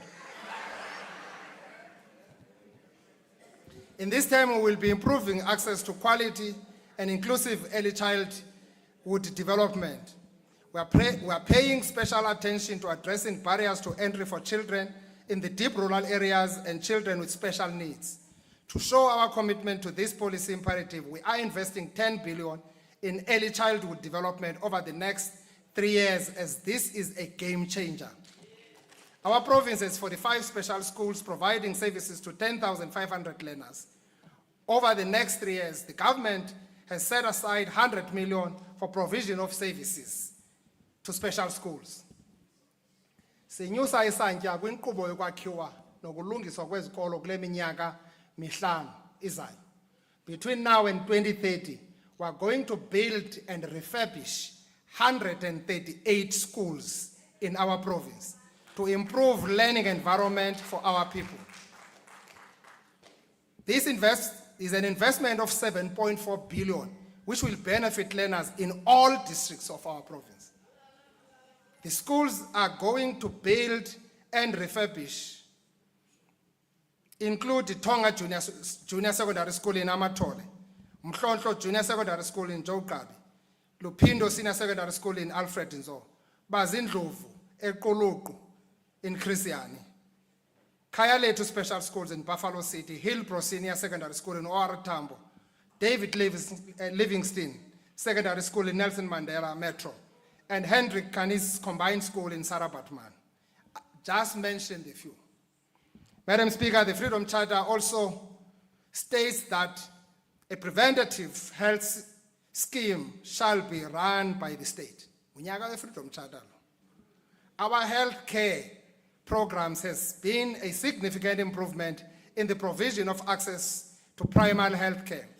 With 490 primary health care centers meeting the set norms and standards for the ideal clinic status in preparation for the implementation of National Health Insurance Act. This legislation is critical for the transformation for the healthcare system. Our HIV and AIDS response shows significant strides towards ensuring that by 2030, 95 people who are HIV positive know their status. 95 people of those who tested positive are on treatment. 95% of those that are on treatment have their viral load suppressed. This is the kind of work to ensure and guarantee the longer life expectancy to our people in the province. We're establishing 11 cerebral pulse centers of excellence. We are with a budget of 131 million for strengthening treatment to mitigate medical claims. In our province, life expectancy is at an average of 64%, an improvement from 50 and less in a number of years before 1994. So we are doing work to make sure that we are dealing with that issue. We are protecting our people from these illnesses by investing 7.1 billion in this 7th term. We're putting in place medium-term contracts to schedule maintenance of faulty generators, aircons, and lift our health facilities. Somlomo, Lo rhulumente uqhubela phambili ngomsebenzi wokuphucula izakhiwo zamaziko empilo. This is to improve the experience of both our communities and the dedicated healthcare workers who serve them. Work is progressing very well on 3 mega hospitals, a combined investment value of 2 billion. Is Tulele at 1 billion. Emkanduli, okanye eXhorha, zidibene kulaa ndawo. Sibhedlele sisakha phaa, sokha ibambisane elusikisiki. Loo nto yiyo. Sokha ibambisane ngaphaya ePort St. John's edibanisa elusikisiki ngemali evakalayo.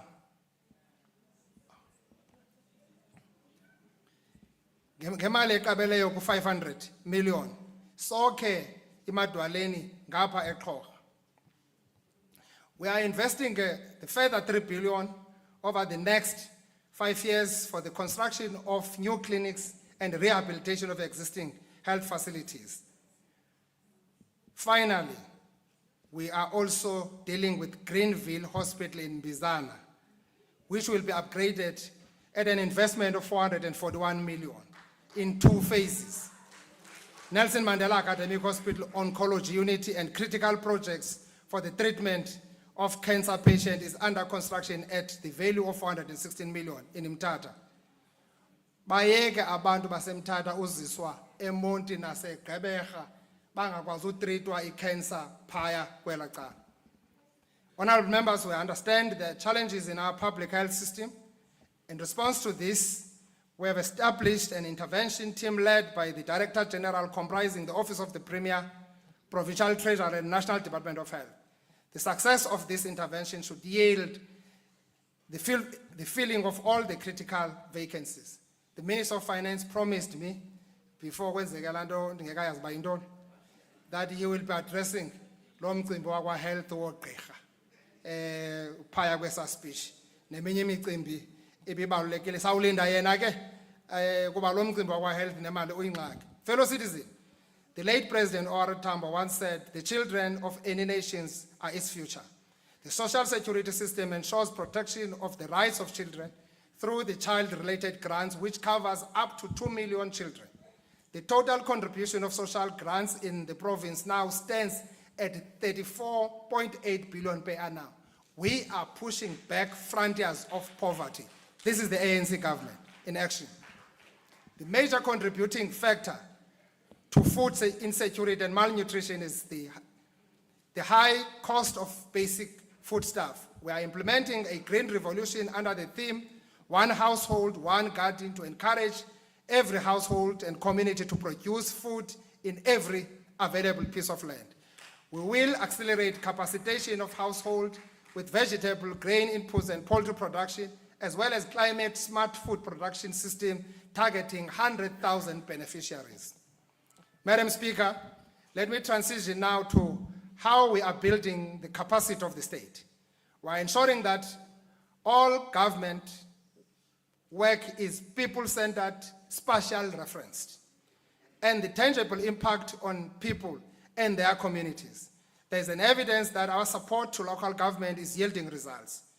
Out of 39 municipalities in our province, now 20 of them are on unqualified audit outcome, with 6 now moving with the new clean audits. But more importantly, the expenditure of the municipal infrastructure grant improved from 39% in the 2022-2023 to now 61% in 23-2024. We need 100% mayors. We need performance in this. You are at the cold face of the development and service delivery to our people. We have identified Buffalo City Metro, Nelson Mandela Metro, Amatole, OR Tambo, Christiani, and the others as the 14th municipalities declared to be distressed. We are working with them to make sure that we support them and move them out of that. Honorable members, traditional leaders are an important stakeholder of the ANC-led provincial government. Government recognize Amampondomise Kingdom and senior traditional leaders from different administrative areas across. The Investigative Committee on Traditional Leadership Claims is working hard to resolve dispute. Ndiyanicenga ke abantwana begazi, imicimbi yobukhosi nesizwe mayiphathwe ngobunono, ixoxwe likhaya, hayi inkundla zomthetho. Soon I will be appointing the acting king yamampondo asempuma kuba ngumcimbi ekudala kujikelezwa ngawo. We wanted to exhaust any consultation around that. The government of national unity has identified building capable and ethical state as a development priority towards 2030.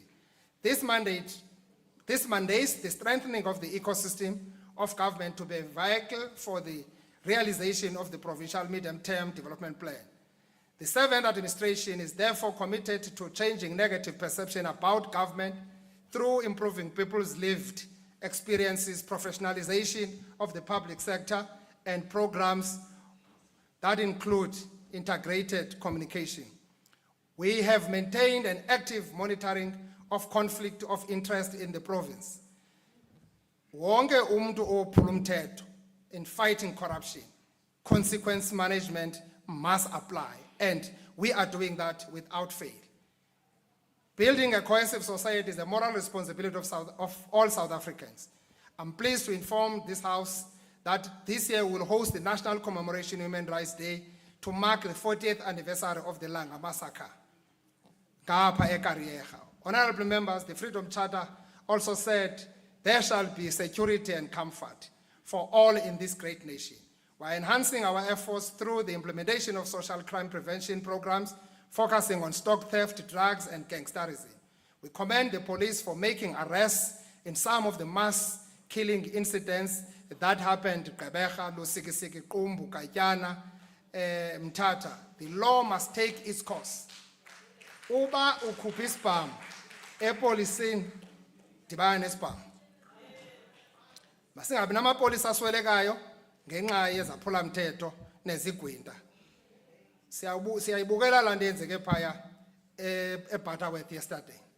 Siyayincoma.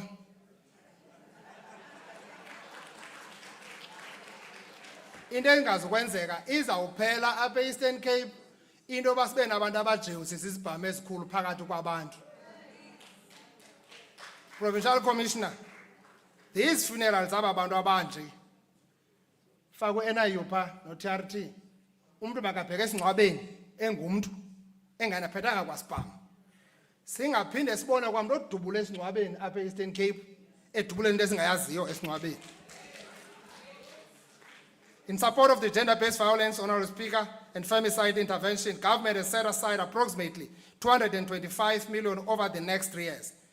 There were 119 life sentences on 77 gender-based violence cases involving 84 accused persons. Inolwamvila ingalo yomthetho. Police stations are also a critical component towards ensuring citizens feel safe. Sakhe police station yasemajola ngapha ePort St. John's, sakha police station yaseThafalo Hashe, sakha police station eXhorha, sakha police station yaseMoyeni apha ePeti. Wonke lo msebenzi ngumsebenzi esiwenzayo. And the construction of Hook police station in Mandileni village in Mount Frere will be completed in the coming financial year. Silwa ulwaphulo mthetho sicapacitator istate to deal with ulwaphulo mthetho.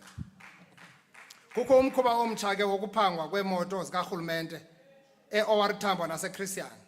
More than 55 government vehicles have been hijacked in the past 12 months, and government officials are now scared going to these areas. Thetha ukuthi service delivery ke izawuchaphazeleka. Sicela abantu bakuthi bayinqande lento, abo benza lento bathatha imoto zikarhulumente kumagosa karhulumente mabachazwe kuzwe nabo ngaphambili. On that note, let me take this opportunity to wish the Eastern Cape Provincial Commissioner General Nomthetheleni Mene a happy and a healthy retirement as she leaves SABS at the end of February. Thank you very much for your good service, General. Tell us Mkhwabela. We bow our heads in remembrance of police and people of our province who lost their lives, including the soldiers who died in the Democratic Republic of Congo, road users who perished during the festive season, victims of mass killings, and the young men who died during the initiation school. We are tackling these issues. We are bringing solution working in cooperation, collaboratively with all other critical stakeholders. Honorable Speaker, the President has pronounced on a national dialogue in which South Africans are called upon to chart a new path for our country. As we march forward towards the fourth decade of freedom and democracy, we are calling our people, urging all of them to reconnect with our values of Ubuntu. We used to value and respect each other. We used to work together for a good of our communities. We used to support each other. We used to consider the feelings of others. What happened to us? I leave this answer to those questions for each person in this house and those listening at home to ponder, but know one thing: it is not too late to be the best version of ourselves, to contribute positively to building thriving families, thriving communities, and thriving the Eastern Cape. Honorable Speaker, members of this House, fellow citizens, we have shared with you a comprehensive forward-looking plan by the ANC-led provincial government to build a thriving Eastern Cape where people reach their full potential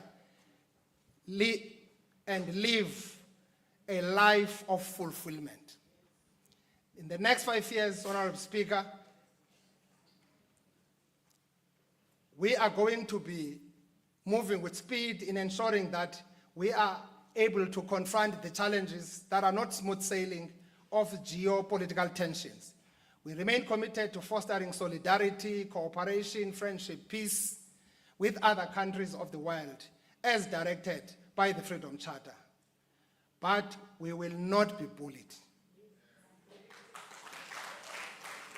We are continuing with our existing international partnership on trade and investment while exploiting the new markets in our continent, the Middle East and the BRICS Plus countries as part of our economic diplomacy. We implore our people, the private sector, and social partners to heed our clarion call of doing more together to build a thriving Eastern Cape. Our unity is our strength. Ubunye ngamandla mawethu.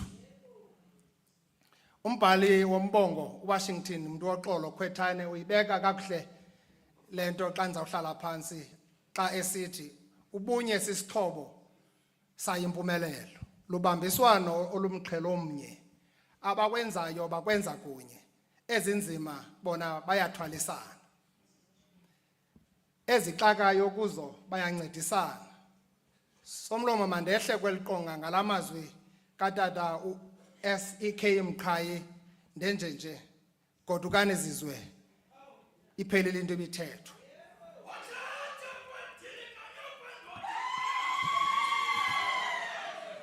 Wathatha kwadini kanyokwandoda ekhwele hagwini. Hayi kwadini zanamhlanje imbongi siyabhodigadwa sifundile. Hayizo simfaka ngompambatha ndiyeke kwadini mandirhazuke ndithunyela loo nto ekhaya. Hayi kela kumadoda. Hayi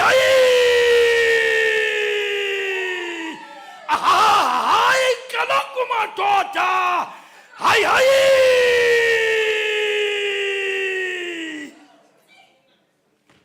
Ndibavile besithi imbongi ziyadwanduluka. Banye bathi ziyahabalaka. Hayi lindim izorharha.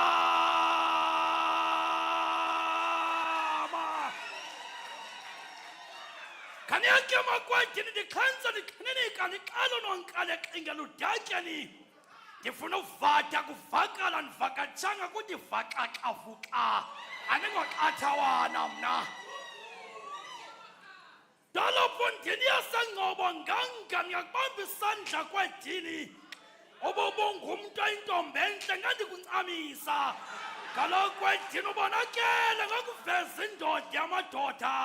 Ugqala kakhala ongqarha. Into ngumagaka khala ngena khala ngenxa yongatyi mxhaqha igqagqamisa abagxalathelane ayinangquba kakaka. Sukivatya mxholwane kanyoko mxhoso thekokoko. yamabuyane kwedini mondoni nale unayo leyikwazi ukumelana nephondo elikhulu kangaka bambi bakutsalela mva bambi bakubithi inhliziyo kodwa kwedini ubonakala ngoba indoda ubuyomelela kakade kwedini ukhabakhaba uqala ukhakhakha unokhatshakhuwa ngokhathala fumane mantanisitsho ndisithi ndandisithi kwedini kwawubhathi isididide esidikidiki kanti kwawudidide edixidixi yakwadiya udiya ngubhejula kaloku madoda ndibavile abantwana abangamantombazana bekucoma ngokwakha ibhulorho balibali bakwedini nathi saye kumfamfatha ngoba sivatha ngeyethu fumani xa ndisitsho ndisithi hayi kwedini mabuyane umathanga mdaka ukwazi usingathi ingquba kaxaka zephondo umqolo uvetyevekye ukwazi ukubeleka izikhalo nezikhathazi zabantu hayi fumani uba le ntwana ndiyiphi isikhahlelo kanitsho ngazwi linye nithi vuthulula intsokolo vuthulula intsokolo yinto esifuba sithe gaga nyokwecelu yinto engalazindembelela ukwazi ukwangabantu naphoso mhla idibano siyasanga kaloku yayihlela icamisa umqabelo ephupheni yaqonda ibizodibana nentombi yobuso obuthambileyo konke ubuso bayo bungatyabuka ngasanga kubona usiyasanga kwedini intsebenzo nayo loo nto nduthandwe nkquna ngabakhubazekileyo qaqeza mibane uphakamisa udiya qabela kwedini ndiyinduli neentaba namaxethu kuyifunxa imfinxi yemfunxa empumelelo hayi qada mbekweni weqhathi leqhawe sokuqhabalaka siqhayisa nenqontsonqa eqinileyo ngumaqinase kwedini tyutyumeza utyhilisa utyhale ungabi sasitywabatywabe esityumtyum ngotywakazanju utyutywala rhubuluza urhuqa rhangarhang ngumrhaji kwakarharha bungabi naburhalarhube fumane xa ndisitsho ndisithi le nto isasithixithixi ngumthika kathixo ngenithi sithi ngawuthi thibazithakatha ngothako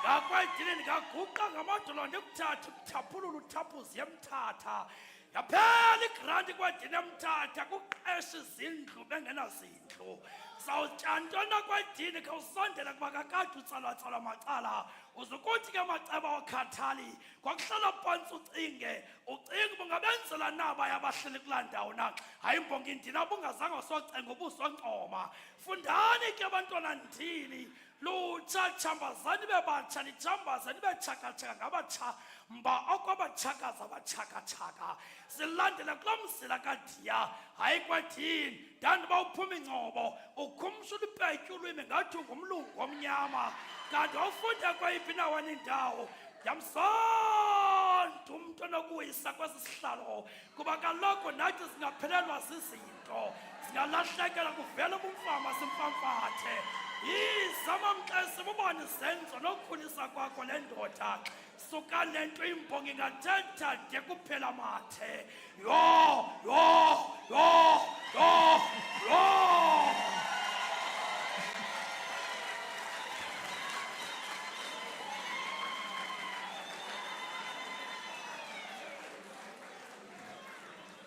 Enkosi Lungisa, can we give him another rounding of applause? Can we be seated? Thank you so much. Thank you, Honorable Premier, for tabling your State of the Province address. There are just a few announcements and acknowledgements that we do have to make. I can see that all three our Mbongis are pressed for time because they are very eager to come and do their thing. But I think we also need to acknowledge that in the House, the province, Ben Fischler. Can we give him a rounding applause?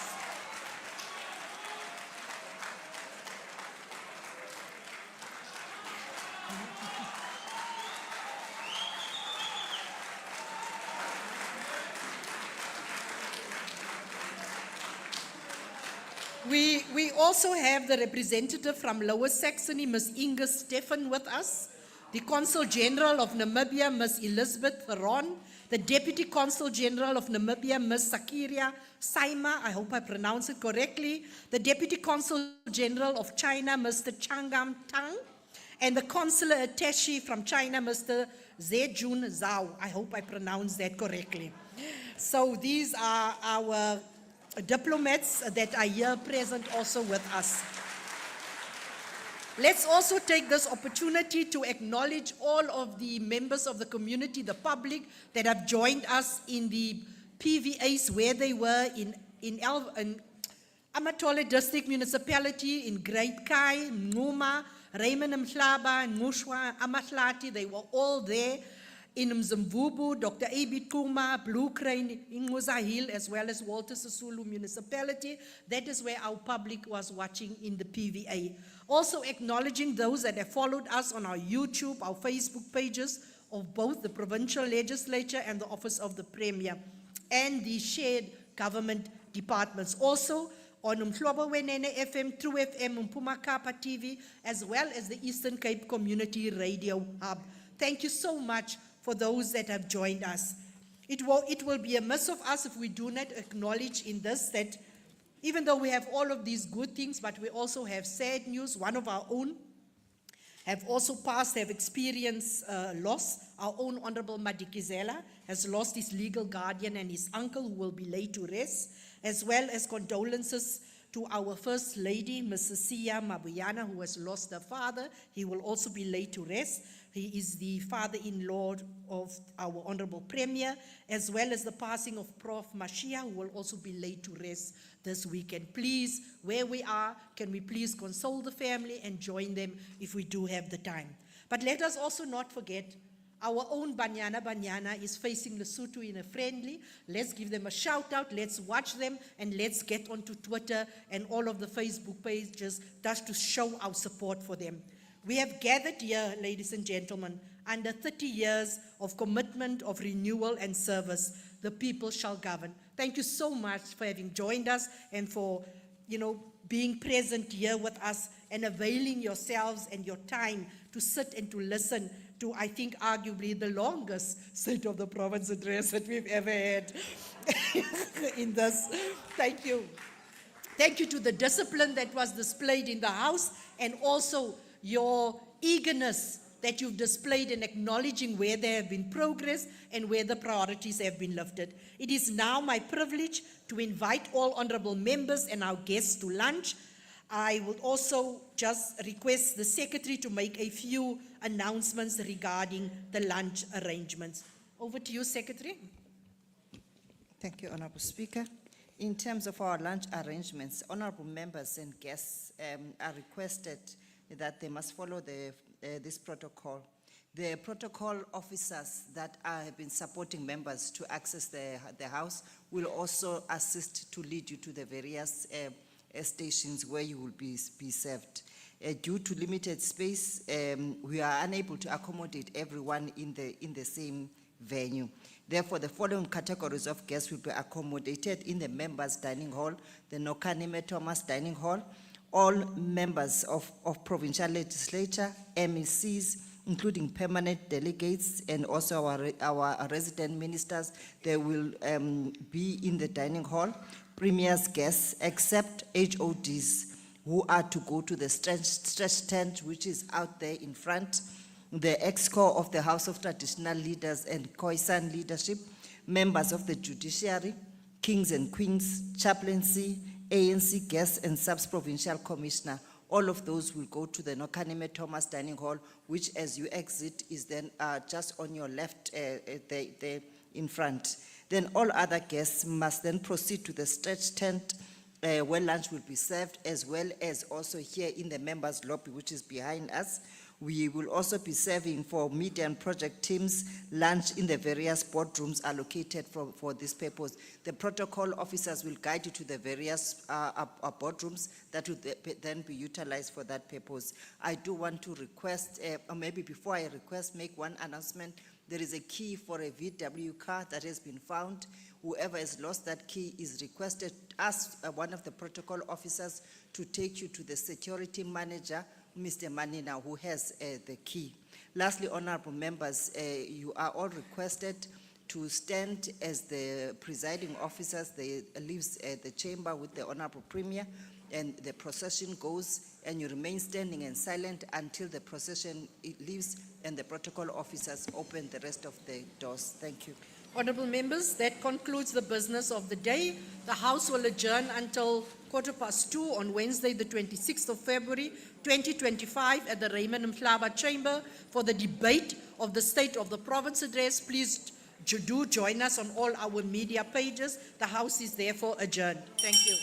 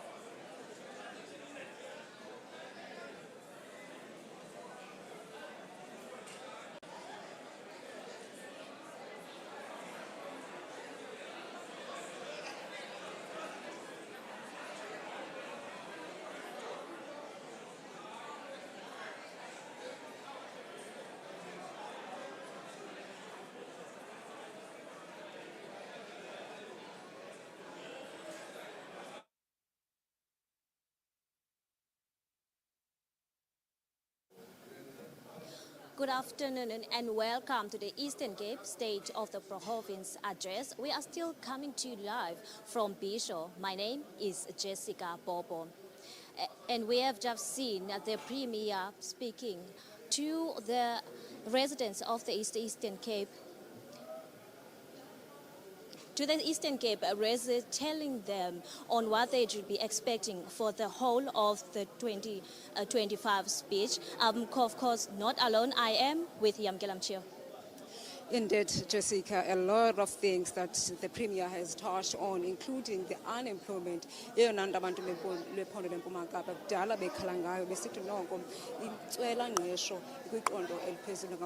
we've heard the Premier saying that as the government, they have money to create 1,450,000 in 2024, also saying that the aim is to create this number to 2.4 million by 2030, and also is looking at creating a further 54,500 jobs across various economic activities. And I think that is at least a positive step towards fixing the issue of unemployment and economic development in the Eastern Cape.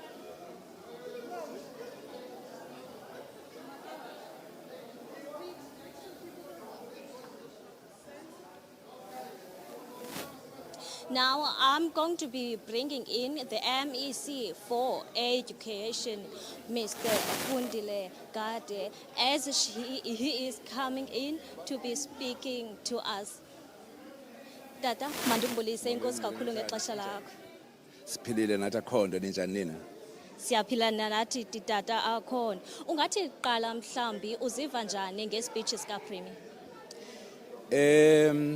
Intetho kaPremier intetha egxile kakhulu ekwakhiweni kwezakhono njengoba usazi basinembali ngenhlanga apha eMpuma Koloni yokuba indawo yekuthathwa kuyo abantu bokusebenza lanto ngathi i-labor reservoir for the developed provinces in the country. So enye yezinto ebegxile kuyo kuqiniseka into yoba imfundo yethu mayibe ngendlela efanelekileyo, ingabi yomfundo yokupasa nje kwabantwana, but ibe imfundo ezawukwazi unika ithemba ekwakhiweni kwezakhono zabantwana. Okwesibini kukwakhiwa kweziseko zophuhliso, indlela, izikolo, izibhedlela, amathala encwadi, noqiniseka into kubana kwimiceli-mingeni besoloko sinayo apha eMpuma Koloni siyakwazi ukuyiphendula. But okuna kubalulekileyo kukoka again kuqiniseka into kokuba njengephondo siyakwazi ukuphendula ingxaki zehlabathi. Umzekelo ubana ngaba kubonakala ngokungathi cannabis ingayenye yezinto ezinokwenza uphuhliso kwihlabathi njengabantu ke abanembali yokuba ilapha ipikhoyo i-cannabis in the country in general, then sikwazi ke ngokwakha amaqonga wokuphuhlisa eza cannabis, amaqonga wokukhuhlisa amalwandle esinawo, nokuqiniseka into kokubana ukufuya nokulima eMpuma Koloni kuthatha i-center stage kule term sizayiqala. Inkosi kakhulu kulo ke nomsana, ndiyabuyelela kakhulu.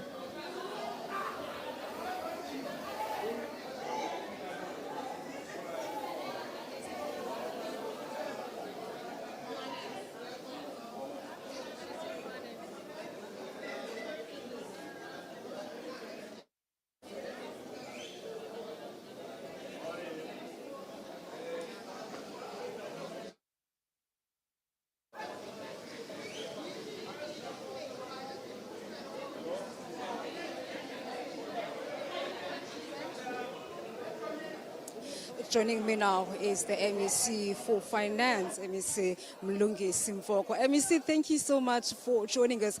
Firstly, before we look at the speech by the Premier, I want us to talk about the postponement of the budget speech in Parliament. How does that affect our own budget here in the province? The only thing that it affects our budget is the dates that we had. Remember, we had our budget on the 12th, the date for the 12th, so now we have to move a week later. But we still have to discuss the final date with the legislature, which days are open for that. So the process, look, we had already prepared quite a lot for the budget, so unless otherwise there are serious changes in what was going to be presented, then we have to restart the process. But if there aren't any, we'll just delay it by a week or so. All right. The province economic growth currently stands at 2.1%, which is below your target of 2.8 in 2025. Do you think that you will be able to achieve 2.8% by the end of this year? Well, look, the Premier outlined quite a number of programs that actually are focusing on economic growth. Now, if we as a province would actually implement, even if it's 80% of those, there would be a good growth within the province. Because what I like is that how he combines it with also the skills that are needed within the province and the programs of skilling. They run across, such that the province would move away from this thing of skills shortage. So I do have hope, particularly when he talks about agriculture. You must remember, agriculture in the province is one of those sectors that is underperforming. And this is an agricultural province with so much of the livestock and everything else. So if we could really do something on agriculture, I think would improve. Thank you. You're welcome. That was MEC Mhlaba talking to us about this speech. At this moment, my colleague is joined by one of the people who attended this event. Let us go to her and see what they have to say.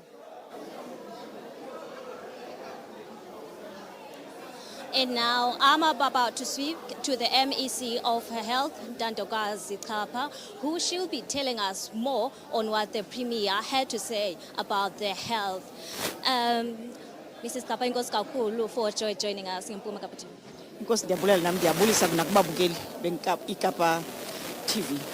Inkosi kakhulu. MEC, I think one of the main points I heard the Premier say about the health department is the establishment of an intervention team led by the Director General, comprising the Office of Premier, Provincial Treasurer, and National Department of Health. How will it work, and how will this solve the problems that are surrounding health? It's one project that we think is coming all right. The intervention is really assisting us. As a result, we have managed to deal with the issue of medical legals.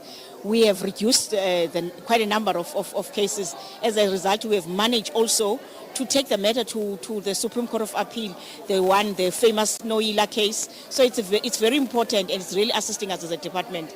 And we are hoping that as we go to the next financial year, we'll definitely, of course, we're waiting for the budget speech from the minister, we'll definitely try and deal with those chronic issues that relate to the staff shortages, especially for the doctors and nurses. We don't want to say anything much for now because it's something, but there's something that on the pipeline. There's something on the pipeline. Okay, MAC, thank you so much for joining us. Thank you. Now, let's see on the other side of the insight that will be given to the Eastern Cape residents.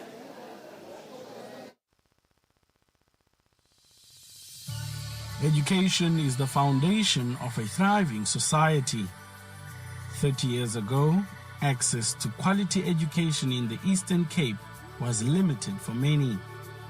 But through the dedication of our government, educators and communities, we've redefined what it means to empower young minds. Education is more than just buildings. It's about creating an environment where every learner can thrive. Over the past 3 decades, government has introduced critical initiatives to support our students every step of the way. In recent years, the provincial government has managed to build state-of-the-art schools across all districts. Sisesikoleni sethu esitsha iWillow Technical High School. Besifane singabi na class phaka pure science. Sifane sifunde laphandle. So ndinethemba uba ngoku sofunda kakuhle sotsho sipase kakuhle. Singabazali kumnandi andazi kumnandi kakhulu. Ezi zinto siyazithemba into bazenziwa urhulumente lo uphetheyo weli lizwe. Today, thousands of learners benefit from scholar transport, daily nutritious meals, and the assurance that textbooks are ready for every academic year. The Eastern Cape has seen a remarkable transformation in academic performance. Our learners and educators have shown that with the right support, excellence is within reach. From rising matric pass rates to top-performing schools, the journey of progress is driven by hard work of learners, teachers, and communities working together. So this is indeed, colleagues, a collective effort, a collective responsibility, and therefore these are collective results. Education is a societal matter. It's the product of collaboration between the government, educators, parents, and communities. We have been able to work with the NGOs, and they have supported all of us. We have been able to work with the SGBs Association, traditional authorities. Academics of the province have been on the spot. The business sector helped us a lot. Together, we've created opportunities that extend beyond the classrooms, inspiring a generation to dream big, as this further illustrates that it takes a village to raise a child. For 30 years, the Eastern Cape Provincial Government have built more than just schools. We've built futures. The journey of education in the Eastern Cape is a testament of the power of partnership, perseverance, and progress.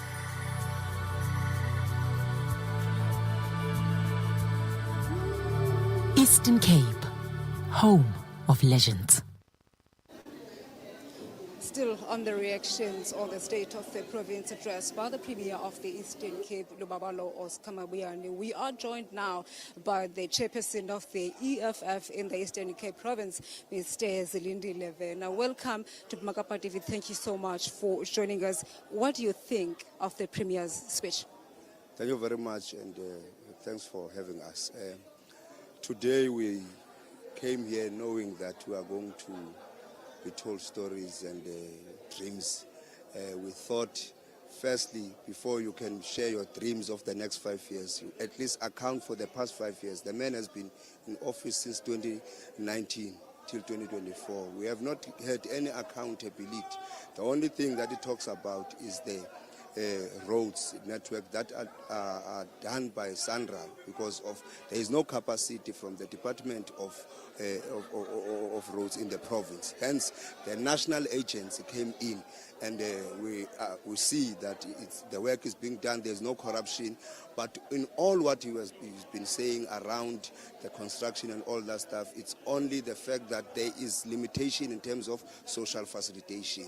So, number two, we thought he will tell us what is going to happen around the issue that there is a 31st March deadline of pit latrine toilets, in which the province has a problem with that. Probably the MEC will come and give us, but we know for a fact that there are more than 4,000 schools that are still having that problem. And we thought we must also celebrate the fact that the king of our team has raised an issue of the intertwined relationship between politicians and criminals, of which that is when we saw a different premier who came out and put a stamp after so many calls to say you have to be firm on criminals, and we are happy that at least he's still moving with that. And also the fact that on land question he is very firm, because without land there is nothing, there is no job creation that will happen, especially in the Eastern Cape. Do you think maybe the Premier may have overpromised the residents in the Eastern Cape, especially with the mentioning of the construction of 7 bridges? No, I think there is the construction of 7 bridges and all those things. They are there because of the capacity that Sandral has. The province cannot claim anything out of that. The money is always taken directly. It's not going to the provincial account. It's not going anywhere.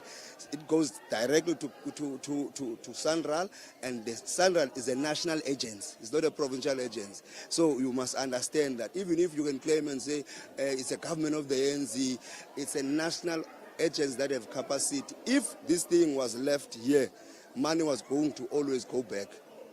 Thank you so much. Thank you very much. Right, that is the EFF chairperson here in the Eastern Cape, Mr. Zilindi Levena, who talked to us about what their reactions were from the State of the Province address. I'm now joined by UDM, who are members of the Parliament and came to listen to the State of the Province address. Thank you so much for joining us and welcome. Thank you very much for giving me the opportunity. My name is Mkhululi Mqocho. We have noted the speech of the Premier, but we have concerns in a number of areas he has covered. For example, you heard him speaking about the health, and he indicated that they're also facing difficulties in terms of correcting the situation there in the Department of Health. There are a number of problems there. The dilapidated infrastructure, absence of control in terms of the management, and the services that are rendered by the department. They are not enough to serve the people's interests. What is it that you think the Premier did not mention today, which you were expecting him to address? In terms of health and safety, we are experiencing a lot of problems. Our people are vulnerable. They have got problems of domestic violence. They are experiencing extortions. And the Premier failed to touch up on that area so that people are ensured that they are safe in the places where they stay. What else can you say? I mean, with regards to the 7 bridges that he promised, do you think that he may have gone overboard and promised more? Yes, in some instances, this has been a continuous. These were continuous promises, and there were failures in some instances in terms of the implementation. We will analyze the situation as we go, whether there is a possibility, because in some times they cry about the budgetary constraints, which are a problem. Thank you so much. Thank you.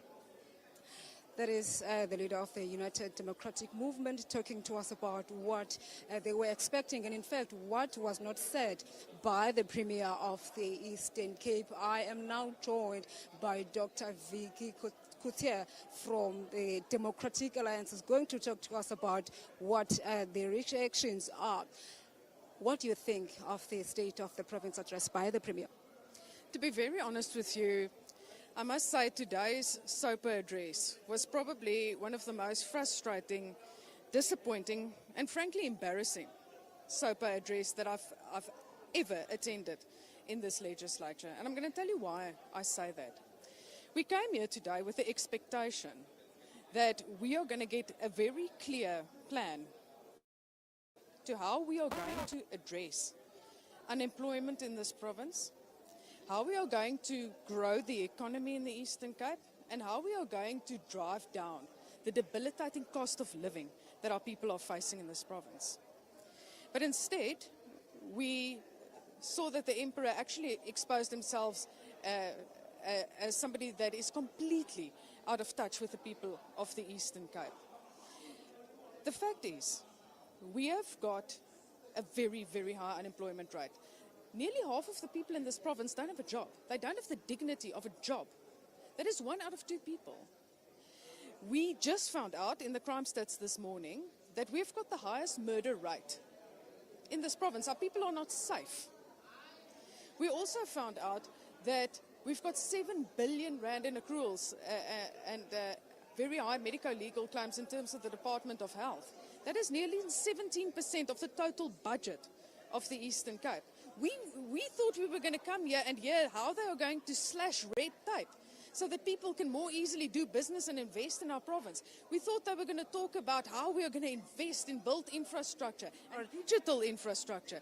If you were in charge, which aspect would you fix in order to address all these issues that you've talked about? My main focus today would be to set a course and give direction to the people in this province on how to create jobs, how to grow our economy, and how to reduce the cost of living. The first thing that we would have talked about is how to move funds from non-core expenditure to core expenditure. Perfect example is the Department of Health. Move it to core expenditure, because now we are losing doctors and nurses so that we can fund a bloated administration. People are dying in our hospitals. Going to one of our state hospitals has become a death sentence. Thank you so much, Doc. Thank you. That is Dr. Vicky Coutier from the Democratic Alliance.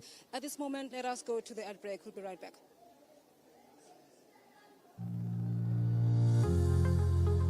In the fields of the Eastern Cape, agriculture has been the heartbeat of our communities.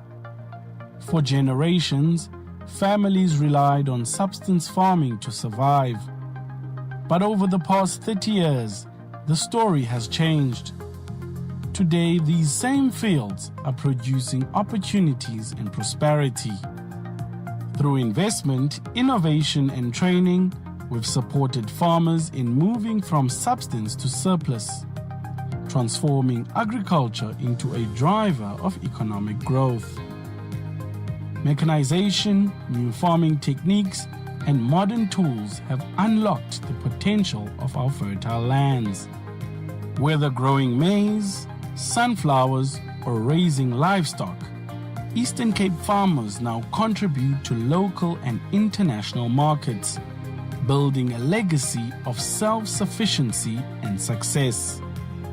Agriculture is not just about food, it's about people.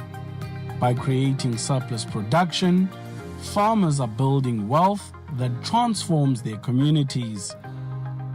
With profits from the land, families are sending children to school, building homes, and investing in their futures. New techniques like rotational grazing and precision farming have revolutionized livestock and crop production, ensuring long-term sustainability and resilience against climate change. Today, the fields of the Eastern Cape are fields of promise. From substance to commercialization, farmers are cultivating not just crops, but brighter futures for their families and communities. Together, we're growing prosperity, one harvest at a time.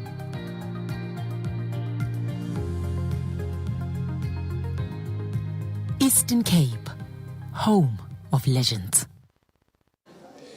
Sisesebhisho ke sijongene nezimvo zabantu abazithethayo malunga ke nentetho ewiswe yinkulu baphathiswa yephondo uOscar Mabuyane namhlanje. Yamkela xa ujongile nanjengoba bezithethile nabantu, ingaba mhlambi yintoni abayibonayo, ingaba bayagxeka okanye bayancoma? Without a doubt, they are very critical of the State of the Province address by the Premier of the Eastern Cape. A lot of them saying that this is just all talk and no show. The Democratic Alliance saying that there is no proper plan to address unemployment, saying there is no proper plan to deal with the dilapidating infrastructure in our clinics and hospitals, saying that they are disappointed, in fact, with what the Premier has said. They were expecting something more tangible, saying that it was frustrating to listen to the Premier of the Eastern Cape addressing these issues. And, of course, the EFF saying that there is no plan. And in fact, they're saying that they were expecting to hear what they've heard today from the Premier of the Eastern Cape. I mean, from all those people that we've talked to, no one seems to be happy with the Premier of the Eastern Cape and what he said and what he put up as plans to boost the economy of the Eastern Cape province, to deal with unemployment and infrastructure. Thank you so much, Yamkela. Okwangoku ke sisaqhubeka sithathana nezimvo zabantu abazithethayo malunga ke nentetho ewiswe nguye inkulu baphathiswa yephondo. Tata, mandikubulise, ndikwamkele. Tata, enkosi kakhulu Tata Majola, ingaba wena ucaphule ntoni phayana kwintetho yenkulu baphathiswa namhlanje? Khona into mhlambi azenayo ezathi izuzise into pha kwi-department yakho? Zingambalwa yokuqala ngeyokuthi ugxilile kuphucuka komgangatho wemfundo esitsho ezekelisa ngezinto esisibonileyo thina ngokwethu kuba sithetha ngo-85%, even omnye if uthi 84.98, but uthi ke ngoku makuyiwe ku-90%, which means ugxile kwikamva labantwana. Wagxila ke nakule aviation school apho kuthatha abantwana kwizikolo ezihlelelekileyo ezingu-quintile 1, 2 and 3 bayokufundisa uba zii-engineers, zii-air traffic, zii-pilots. But kwelinye icala ubethelele uPremier wasikholisa kwinto ye-infrastructure, ngakumbi indlela, kuba ngoku sinengxaki uyikhankanyile loo nto yabantwana bemkani Milambo. Eziba ndime apha ngale mini ye-21st of February sinabantwana abamke nge-19 besikolo sangapha eFlagstaff bemkana amanzi bengamantombazana babhubhile. So sisanida uba makwenziwe indlela, sithi kurhulumente makakhawulezise ukwenzela uba kungade kufa abantwana abaninzi sisamane uyithetha le nto apha phakathi eboardroom.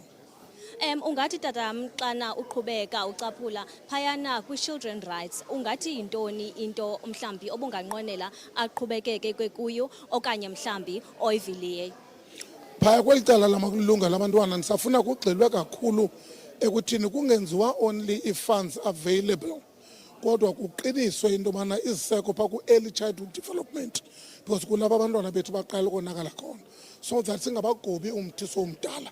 So uba kunokuqinisa iziseko zabantwana, kuqiniseka abantwana bayatya, abantwana bakhwela i-transport ukuya esikolweni, kuba if abantwana bane-right to education, loo right to education iqale kuthini semkhuphe ekhaya ayokufika esikolweni. So uba ikenzeki loo nto, then asikayifulfill i-right nala obligation yokuqinisekisa ukuthi umntwana usesikolweni. Tata, mandibulele kakhulu ngexesha lakho. Lowo ke ibinguye utata uMajola esixelela ke ngoku ngamalungelo abantwana esithi uwathathile kokhona okwangoku. Ndikunye naye ke ugxa wam kwakhona uyamkela. Ndingakhange ndikulebise gxa wam, mandithethe kanye ngalomba uzana utata ngamalungelo abantwana esithi ebenqwenela into yokuba ingaske inkulu baphathiswa yephondo igxile kakhulu ezintweni zokubana bahoywa kanjani abantwana ingakumbi abalimeleyo ngokuba ingathi kuthathwa isidala pha uqondwa kwabantwana especially kwezazikolo bafunda kuzo. Ngokwenene Jessica, inkulu baphathiswa ethe yayichaphazela nangona engangenanga kangako nje kumcimbi wezikolo ezibekele bucala ezisincedisa abantwana abaneengxaki ezithile mhlawumbi. Ethetha ke nge-special schools ethi khona imali ebekele bucala ezawuthi isiwe kwezazikolo ukuphucula indlela abafunda ngayo, ukuphucula abafundisi ntsapho nabo ngokuqinisekileyo ke into leyo esizayibona kwakule minyaka. Sivale lentetho yenkulu baphathiswa yephondo siyabona ke ngoku abantu baxhabashile bathatha ibheki zabo ziyahamba abanye babo bebonakalisa ukoneliseka abanye babo bebonakalisa ukungoneliseki kodwa ke ndiyacinga ngoba kusezawuziwa kule veki zayo ngabantu abangenayo apha eParliament bazokuhlalutya i-speeches kaParliament. Yes, ngokwenene bayeza bazoxoxa ngamandla ke ngoku bethetha ngezona zinto abangaxolanga ngazo ezithe zabe ziyathethwa inkulu baphathiswa ke bazofumana ithuba elaneleyo ukuveza ezi zinto ebethetha nathi ngazo besithi noko asixolanga le nto ibithethwa inkulu baphathiswa besibonela thina okokwana izinto zihamba.